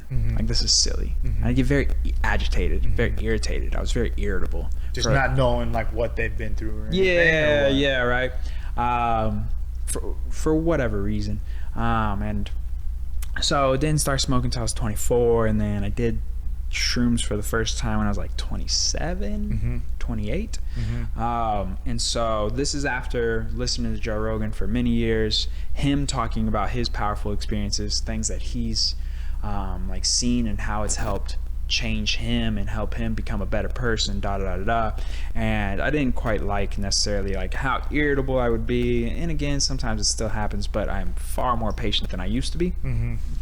And so I didn't necessarily like that portion of myself, so I was looking, you know, a way to do some more inner perspective work and do some inner work, and hearing Joe Rogan talk about it, and it took years for me to finally be like, all right, let's do it. So my boy and I, Reggie and I, we bought 14 grams. So he ate 7, you ate 7. Well, not quite. So bought 14 grams in total, right? Didn't have necessarily, it's not that we didn't have the intention to eat them all. Me, as someone who'd never done it, had no idea about dosage and what the different dosages did, right? Now I have a much better idea. Like, if you want to just have some fun, you want to just watch a movie and just have a good time, or you want to go 1 little gram. Yeah, 1 gram, 1.5, 2 grams max, right? And so I didn't know that, so we did 2 grams, and I'm expecting this like revelation, like this ginormous interperspective, this crazy like experience, right? And so we eat the 2 grams, and about 30 minutes, 45 minutes in or whatever, all it is like the walls were kind of shaking. We were watching Doctor Strange, and the lines are a little squiggly, and they're kind of moving, and I'm like, what the heck? I'm like looking around, like, what the fuck is this? This is it? Like, this is what people were talking about. This is how they've changed their lives. Yeah. Like, this is how they've changed their perspectives on the world. I was like, what the fuck is this? And so I look at Reggie, and I'm like, bro, is this it? And he was like, well, we could just eat the rest. And so we divvied that shit up and ate the rest. And boy, the journey was on. Dude, that was what I was seeking, though. That's what I sought after. Yeah. And so ate the rest. I was sitting outside. Again, I won't forget this. I was sitting outside with 2 girls who lived in the apartment across from me. We had like met them at the dog park. And so we would always kick it. And we were all sitting at the picnic table. And I told them beforehand, I was like, look, I just ate like 5 grams. If I just get up and leave, just let me go back to my apartment. Right? Just let me just get up. Don't ask no questions. Like, just know that they hit and I gotta go back home, right? Because I didn't know what was gonna happen. I didn't know what was gonna happen, so I gave them like a heads up. And sure enough, dude, they boom. smacked me right in the mouth, dog. Right in the face. The whole world went like black. Oh boy. Arya went black. Like, Arya was no longer a rare Texas orange, as I like to call her. She was black coat. Black as night. She was black coat. It was also darker outside. The trees went black. And it felt like the longest walk back to my apartment. We're talking about like a 30-second walk, dog. Yep. But this walk felt like it took a day. Oh boy. It was like maybe not a day, but like an hour. It was a journey. A journey. Yep. A journey that it shouldn't have. It wasn't that long, right? So I get back into the apartment. Reggie had went home before that dose had kicked in, so he's already back at his crib, and so I was by myself. Man. Again, I'd never done this before. Yeah. So I call my boy Philip, and him and his girlfriend at the time, they come over to hang out with me. And this is when it just starts to really, everything starts to happen. Yeah. Right? So they come over, they're hanging out with me. They lived like 2 minutes away, so it didn't take that long for them to get there. And Philip's a great friend, so he knew. He was like, oh yeah. And so they came straight away. He was like, I know what's about to happen, right? And so we're sitting there and we're watching Tiger King, right? Mm-hmm. And something that would annoy me before would be, like if we're watching a show, you and I are watching the show for the first time, and you're sitting there fucking asking me questions. Mm-hmm. Be like, bruh, I'm watching it for the first time with you at the same time. I don't know. Shut the fuck up. I don't know. Right. Right? And it would like irritate me. It's my mom's biggest pet peeve. Right? It would irritate me. Not like, not like me joking with you or like, hey, dude, I haven't watched it either. No, like I would get like legitimate kind of irritable. Like, and why? It's a waste of energy. Like, read the room, bro. Right? Well, it's just a waste of energy, right? Yeah. And so I didn't realize that until afterwards. But during the moment, I started doing that. So we're sitting there watching Tiger King. None of us had seen it before. And I'm sitting there asking them questions about the show. And we're all watching it together for the first time. And what I realized is, for those who've never done shrooms, they come in waves. There's a wave where you're experiencing something, and then the wave stops, mm-hmm. and you're back to reality. You're back to normal. Sure. And then it kicks back in, yeah. and it just goes in waves. The higher the dosage, the shorter, like the period in between the waves. As you start to come down, those waves get like longer in between right now. And so the waves right now, they're kicking. They're kicking my ass, bro. Mm-hmm. And this is my experience. I was playing the goddamn Sims. So you know how like when you play the Sims, mm-hmm. you're looking down from a roof perspective, mm-hmm. and you're looking top down, right? Yeah. I'm sitting on the couch, but my point of view, I'm on the fucking ceiling. Uh-huh. So I'm looking down, seeing us in third person from a head down view. And sounds like a good time. Oh, it's a great time. I'm watching myself do things that typically would have been a pet peeve of mine, or at that time was a pet peeve of mine. Right. And I'm sitting there watching it from a third person point of view, and why? Why am I upset about this? Yeah. Why am I getting irritated at this? Right. This is a waste of energy. These people aren't bad people. You're sitting here watching a show with them. You clearly enjoy them. Right. So why are you getting upset by the way that they are? Right. Right. And that's what I took from that moment, mm-hmm. right? And then later on, to tie it back into the like spiritual religious thing, later on I'm laying in bed and don't do that. I know, right? That was dangerous. Damn. Sorry. That was a big one too. I know. Shit. I've been up since really early. So later on, after I'm starting to come down, but the waves are still kicking, mm-hmm. right? But I'm on the downside, or the downskirt of it. And I'm laying in bed, and this distinct, like a different voice is now talking to me. Oh boy. It's not my voice. Not your voice. You know what you sound like in your head. You know what you sound like in your head when you're talking to yourself. Mm-hmm. You know what it sounds like in your head when you're talking to yourself. Mm-hmm.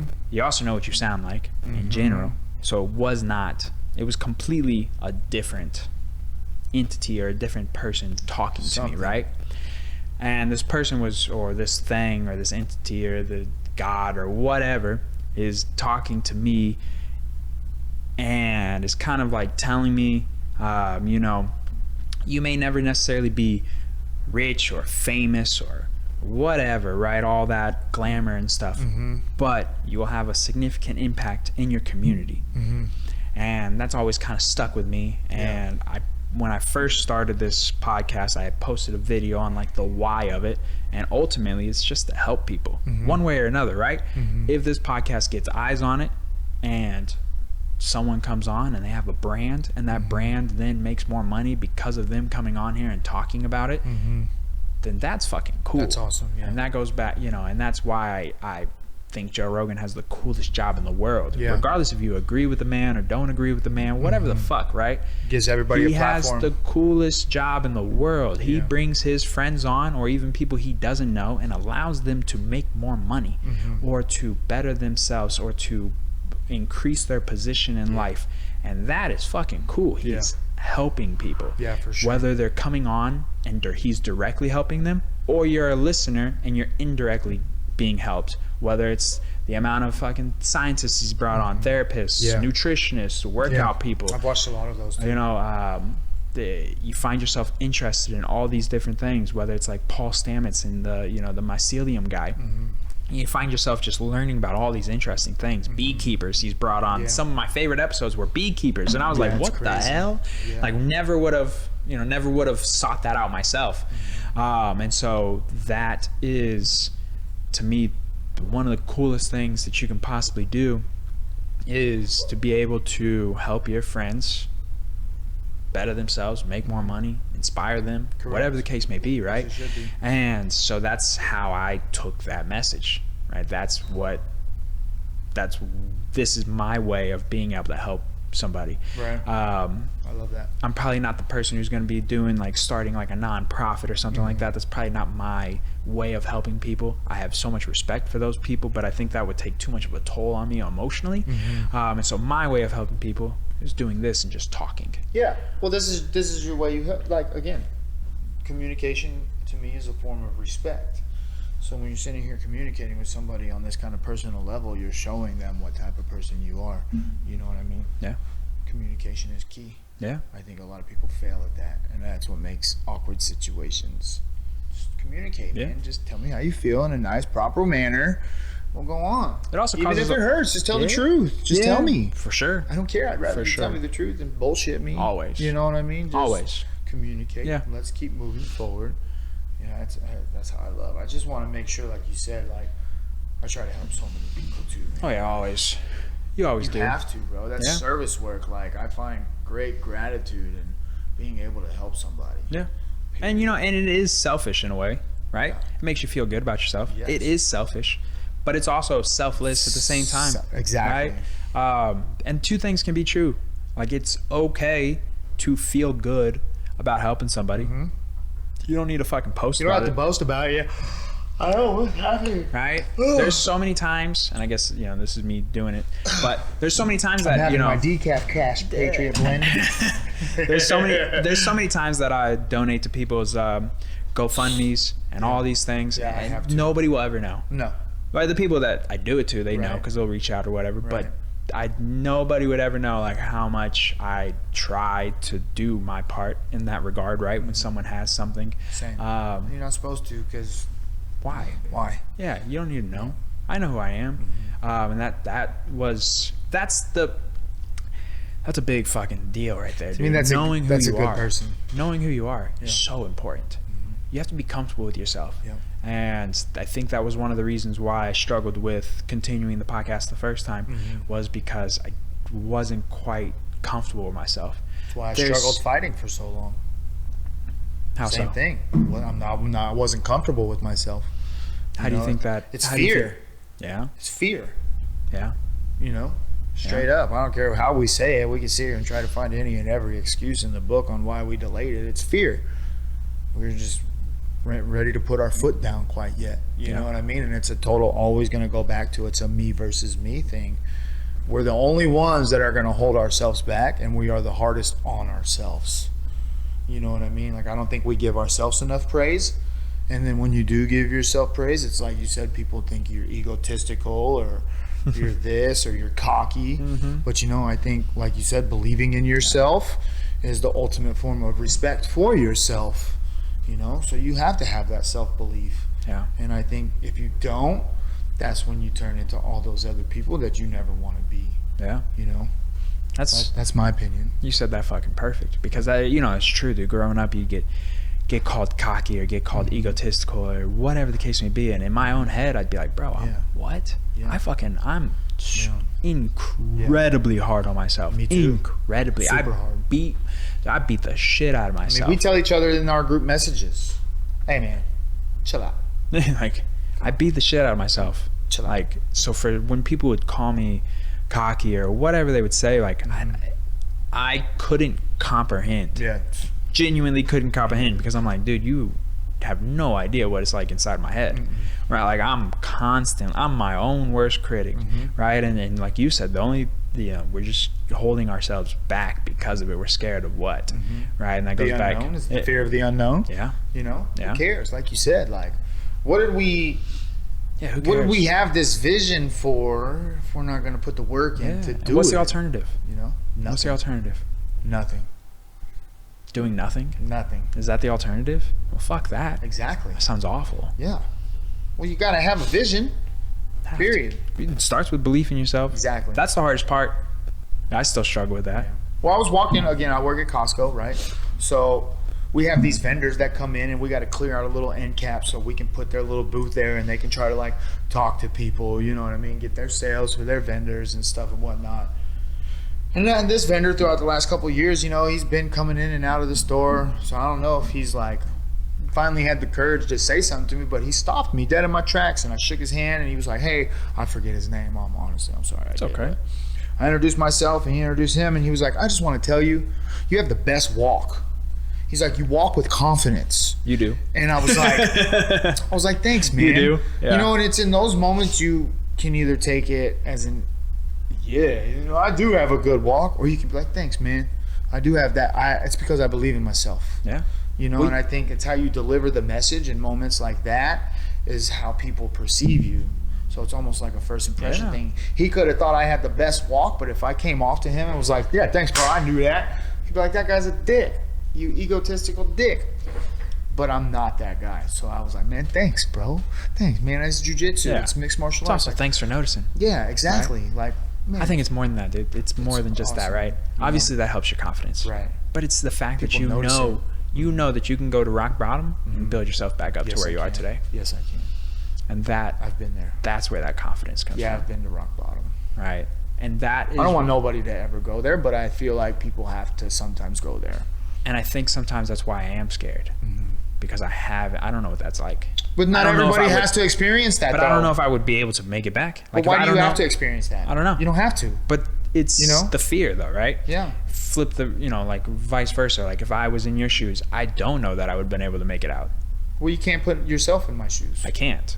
But just like I can't put myself in yours. I couldn't fathom living a life of a straight line. Yeah. You not drinking and drugging blows my... What? Who doesn't do that growing up, right? Yeah. But like in my mind, that's what I did growing up. So I can't... I mean, I used to say I wish I was like that, but no, because all those years built me to who I am today. Sure. So like, and again, I think the same for you.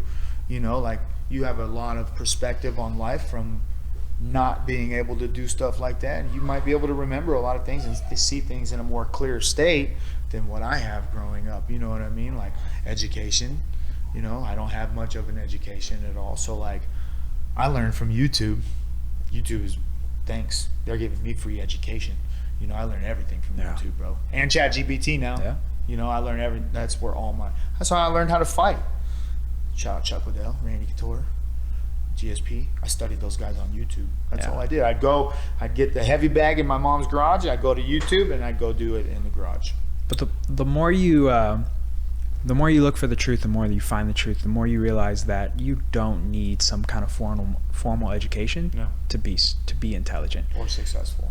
Because honestly, most of the people who probably have had like the biggest impact on the world or on people are mostly self-taught, self-educated. For sure.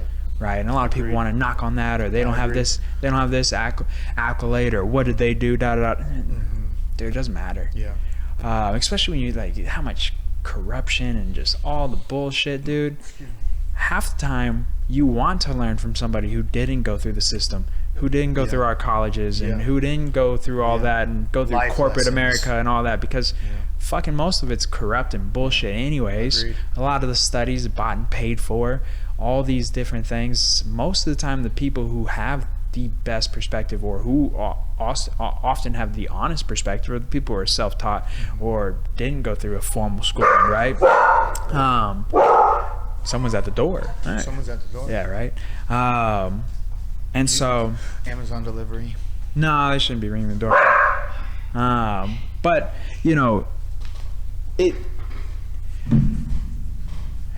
I don't think that's a knock, right? I don't think that takes anything away from you.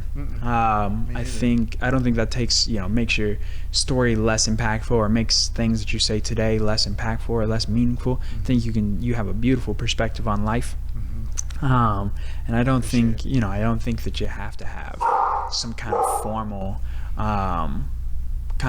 background, formal education to be able to speak on things.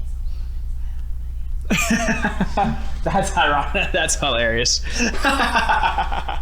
So The fucking missionaries showed up, dude? No way. that's bro. hilarious. What are the odds, dude? What are the odds? As we're talking about it, that's great. Joseph Smith. Yeah, right. Yeah, What'd you do up there now? that's awesome. Yeah, dude. The fucking irony, dude. Yeah, I know, right?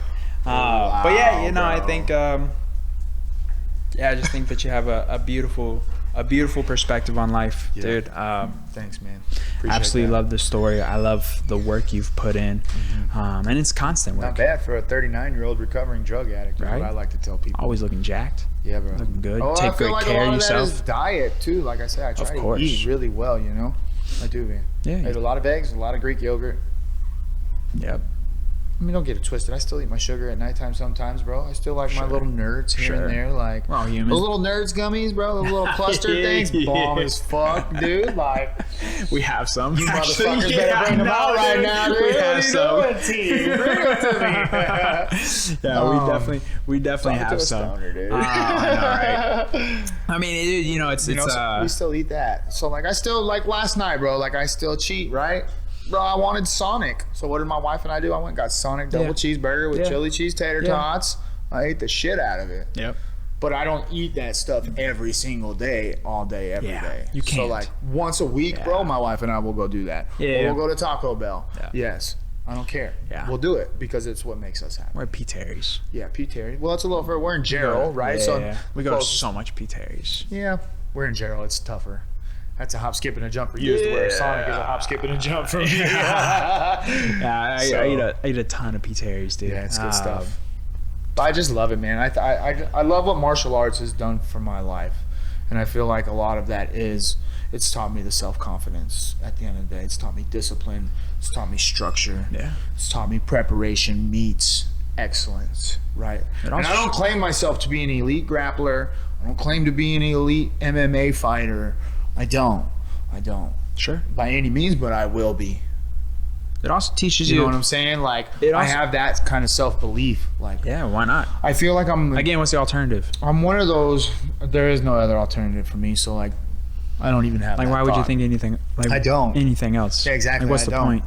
Well, again, that goes back and forth to the you have to battle. Those are your inner demons that you're battling on a day-to-day basis. I always say it's the good Homer, bad Homer. Yeah. Because you got one side saying, yeah, you can do it. You got the other side saying, no, you're a failure. You're just a loser drug addict. And you got this side saying, no, we've persevered so much. Keep fighting. So, like, I do live in a constant good versus evil mindset on a daily basis. And I think that's why I am so positive, is because I do battle every day. Yeah. And I don't think a lot of people speak on their battles every day. But my battle with the negativity comes out through positivity, because the mindset is, for every negative thought I have, I got to think, 2 more positive ones. So like that's how my brain is wired up, you know. And it's like, And how'd you learn that? through life. I mean, when you grew up negative like this, like you got to think, you know, growing up like that, you're so negative. But like, when did you realize that would help you get to where you are? When I got sober, when I quit drinking, when I quit drugging. Or did someone teach this to you? Is this something that you learned on your own? I would say there was a counselor at my rehab center, and he said, you know, a lot of people live with that half in, half empty cup. He said, you wake up, you're grateful to wake up. You started filling your cup up that day. You fill your cup up throughout the day. You empty it in your bushes at night. I think that moment right there, that translated everything for me. Yeah. Yep. Just related to it. Everything right there. So I no longer live half in, half out. Like I wake up every morning grateful for life, and I want to fill my cup up. And I know that any adversity that I face throughout the day is going to be nothing compared to what I've already faced in life. Yeah. And I can fill that cup up and dump it out at the end of the day, breathe it out, and not bring any of that energy into my house. It's why training is so important to me. Yes. Because again, Correct. I haven't went through that level of adversity, so I have to seek it out. I have to put myself through that, so that way I can learn about myself. Sure. Right? Learn about myself through psychedelics, through training. Well, even having a baby is adversity. Yeah. Bro. Well, That's huge adversity. Yeah. That's growth. Adversity is the gateway for growth. Absolutely. Period. Yeah. And you know, I think training not only helps you learn about yourself, but it also just shows you that no matter what, hard work pays off. You will eventually get okay. I'm big on visuals too. Like I visualize myself in the cage. Yeah. Like I visualize me winning again. You know. I do. Yeah. You're fucking right. I do. You think that helps? You're damn right. I do. I believe in that. Absolutely.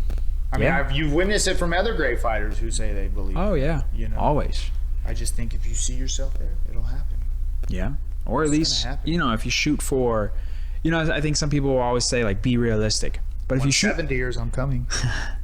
But if you shoot for the stars and you land at the moon, it's probably a bad. But No, I see what you're saying. Shoot for the moon. If you miss, go to the stars. yeah, if that's if that's where you end up, Yeah. you didn't quite reach the moon, but you fucking hit the stars. Yeah. I think for What's me, wrong with that? I think for me, I the dream was I never knew if I was going to be able to make it to the UFC or this or that just because of my past, right? Like, but then again, I got to put some work in. Who knows, man? I fought Pati. He made it somewhat to the UFC, right? To the Contender Series, not quite to the UFC, but still, that's huge to make it to that level. And then Zach Reese actually made it to that level. And his dog. He's a dog. I love watching Zach He's a Reese dog. fight. Me too. Shout out. Again, Yeah. shout out. That's the twice. But Yeah, like, dude. it just goes to show the caliber of athletes that I was willing to step in there against, period. Yeah. So I got to carry that mindset with me now, and I do. And I lost it for a while. And I did lose it. But now I'm back.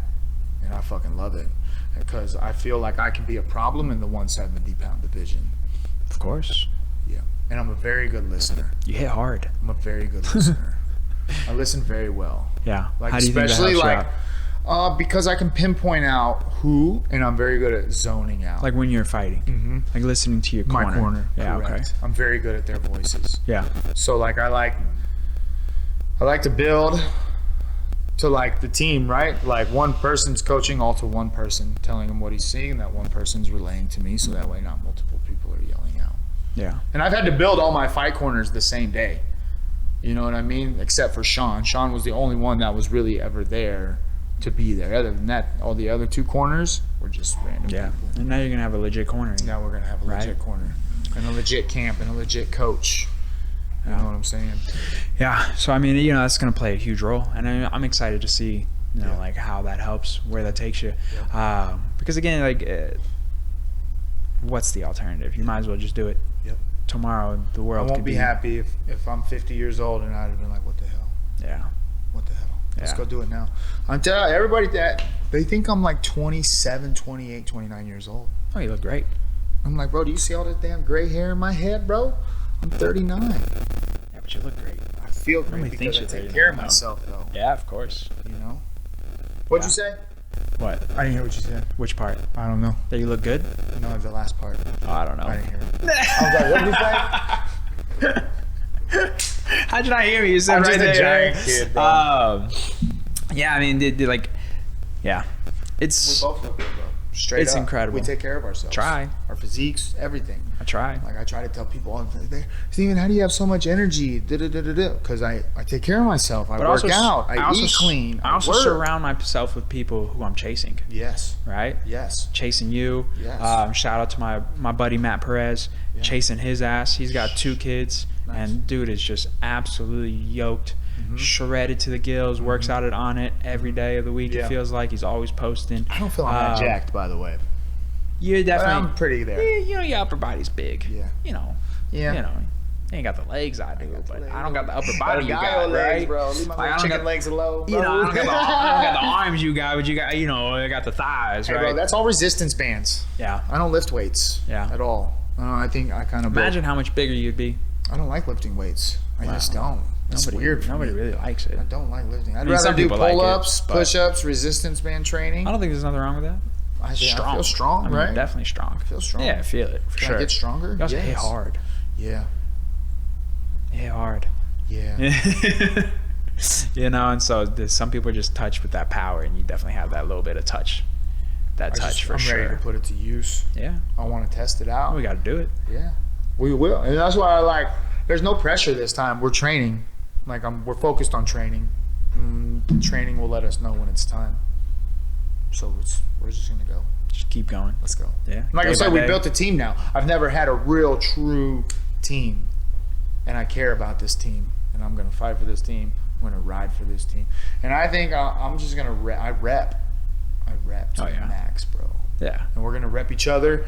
So whenever I'm done, then the next guy's going to go. Like you're going to get in there. Somebody else is going to get in there. We got to get Berto in there. You know what I mean? Like we got to build these young guys up.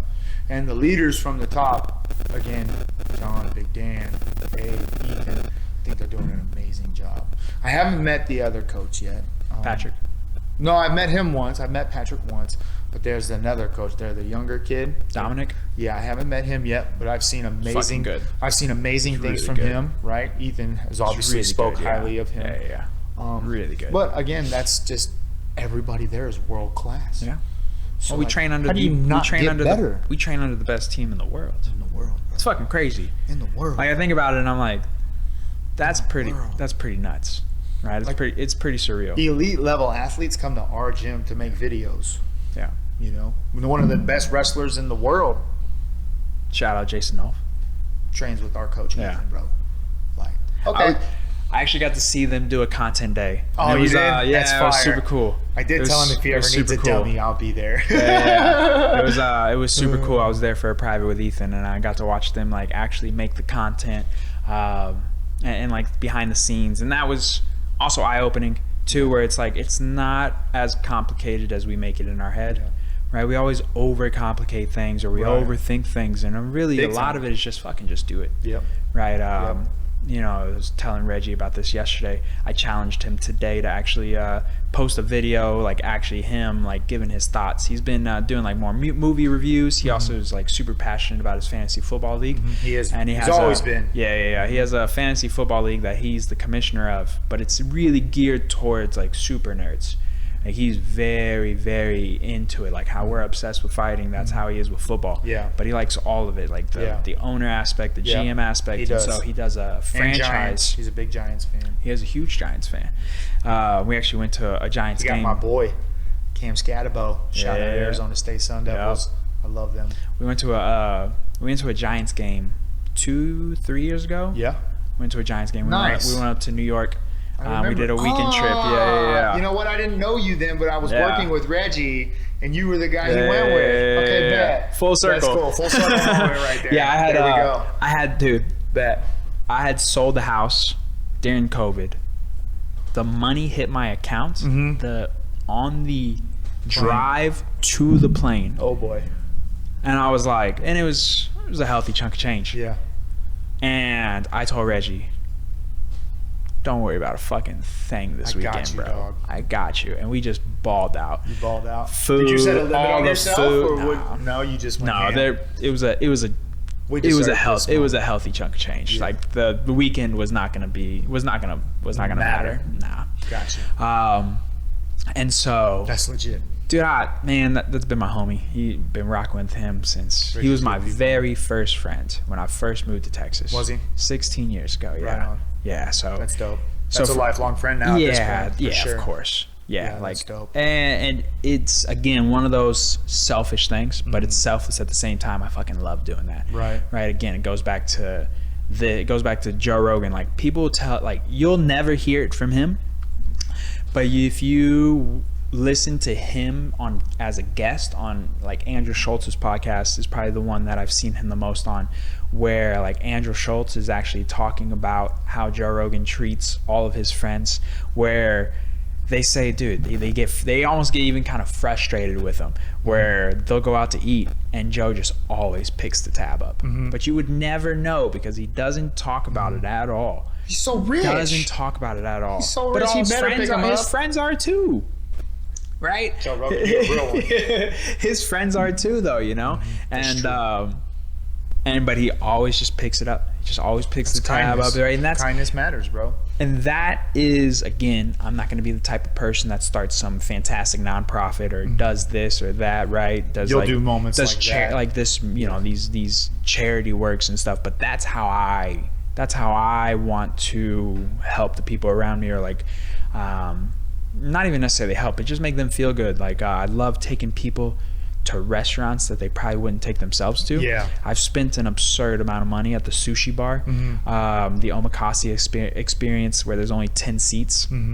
I've spent a solid chunk of change there. And one of my favorite things to do is to take my friends who wouldn't, maybe either they don't have the means to do so, or they wouldn't even do so. They wouldn't even fathom to do so, Right. to take themselves.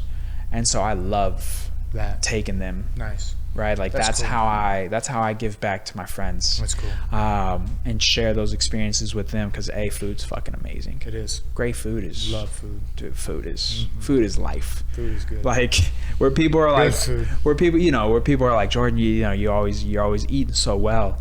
Well, Nothing like good chicken fried steak either. I definitely slip up. Ooh, chicken. I don't fuck with chicken fried steak. Chicken fried chicken though. No, I do chicken fried steak. Yeah, chicken fried chicken. Mashed I'm gonna go potatoes, hard. gravy. Yeah, right. Sweet potatoes. I prefer. But I love Asian food. Ooh. Right on. I eat so much Asian food. Love. So I'm pretty sure Taylor wants to stab me every time, because anytime she doesn't know what she wants to eat, It's Asian food. which is oftentimes, she asks me what I want. It's Asian food. Asian food. Almost always. I love Asian What's food. a good spot around here? Right across the street, there's a place called Lynn's Chinese, Lynn's Cafe. Yeah. It's a Chinese restaurant. Reminds me of when I was in New York. There was a place called Grace's Chinese that was about 5 blocks away from our Airbnb, Yeah. and I would always walk over there Super and good. get Chinese food. And dude, I mean, we're talking like 3 times a week. Just so good. Their sweet and good. sour chicken was to die for. And so coming back here to Texas, there's not a ton of like there's really good family style Chinese places that are a little bit more kind of like authentic, but there's not. I always call it like kind of like The hole in the like wall. good shitty Chinese food, Yeah. right? There's not a lot of that. There's shitty Chinese food like Panda Express. It's shit, right? Shit. Right. But like good version of Panda Express, right? And so I'm always kind of in like seek of that because of that place in New York. Yeah. And so this place here, Lynn's Chinese, dude, I Makes you think that. we've went probably like 4 or 5 times since moving into this house. Nice. It's It's good. fucking good. That's awesome. It hits the spot every Might time, have to stop right? and get that on the way home for wifey. It's good. Definitely recommend it. And then I like surprising her with good Asian Hell yeah. Chinese food, because I'm not the biggest fan of it too. Really? So I gotta like it, but it's not my go-to. You know what I mean? go-to. What's your go-to? Pizza, That's fair. What kind of pizza? pepperoni and black olive. The fuck? Pepper. Yeah. Pepperoni and black olive. Yep. Just like that. Just like that, bro. Nothing. Where do you like to go? So I eat mostly. There's this place called Little Nicky's, right off of 183 in Old Bell. Yeah. To me, they have the best. That's your spot? That's the best spot. There used to be a little place on 35 up in Georgetown. I forget. I think it was called like Frankie's or something like that. But they moved. It was another real Italian pizza joint. That I was sad when they left. It was good? Yeah. Hell yeah. But other than that, I mean, I pretty much eat Costco pizza. It's cheaper and good. Yeah. And then I'll just put black olives on it. Costco has some good meals. It's Costco. Right. I love Costco. Yeah, they got some good food. Shout out Costco. Costco's got some good food. It's my career job. For sure. Absolutely. I love that. Mm-hmm. Simple. Yep. They just go in there. When you leave, you don't think of it. You're not thinking about it no more. There's Well, no more stress. Costco doesn't dictate my mindset. Yeah. No. Like, I live in this chaos in that place. I love it. I love the rambunctiousness of what's going on because you got to be everywhere. I love that shit. But then when it's time to go, bye. Yep. And no more thought about it. No more. Yeah. Bye. That's so important. That place is behind me. Yeah. Like, yeah, most of my, like, I have a couple friends that work there. You know what I mean?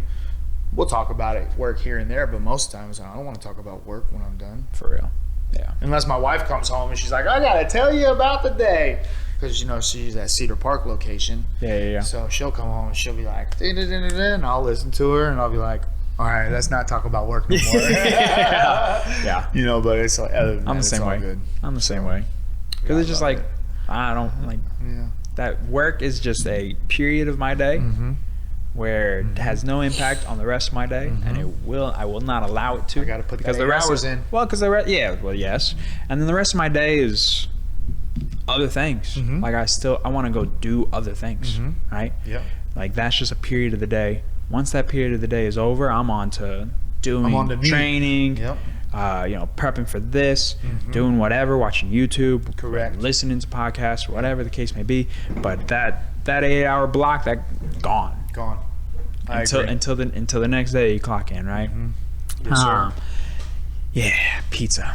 Love it. Oh yeah, It's my favorite. I love pizza. I eat a slice every day. I love pizza. I shit you not. Yeah. Every day at 10:30 because I go in so early. My lunch is at usually 10 o'clock a.m. Yeah, okay. And since I've been up, I'll get a slice of pizza and a mocha from the food court. Yep. I'll go sit in my car, relax, unwind, eat my pizza, go back in, finish my the 3-hour shift. work day out, go home, take care of my 5 little pedos. Shit, bro. Same thing every day, dog. My life is repetitive and monotonous, but I love it. That's the best way to be. It has It is. structure, Structure. discipline. Yeah, man. Yep. Discipline is freedom.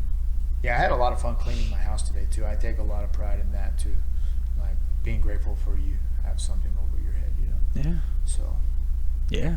I was kicking ass today. I loved it. And it's moments like that because you know the wifey's gonna come home and she's gonna see a super clean fucking house. All the laundry's done. All the cabinets are wiped done. You see a chore list written down, checked off as you go. You can come home and unwind and kick your feet up and not have to worry about, oh, this needs to be done or that needs to be done. We're human. We fall behind.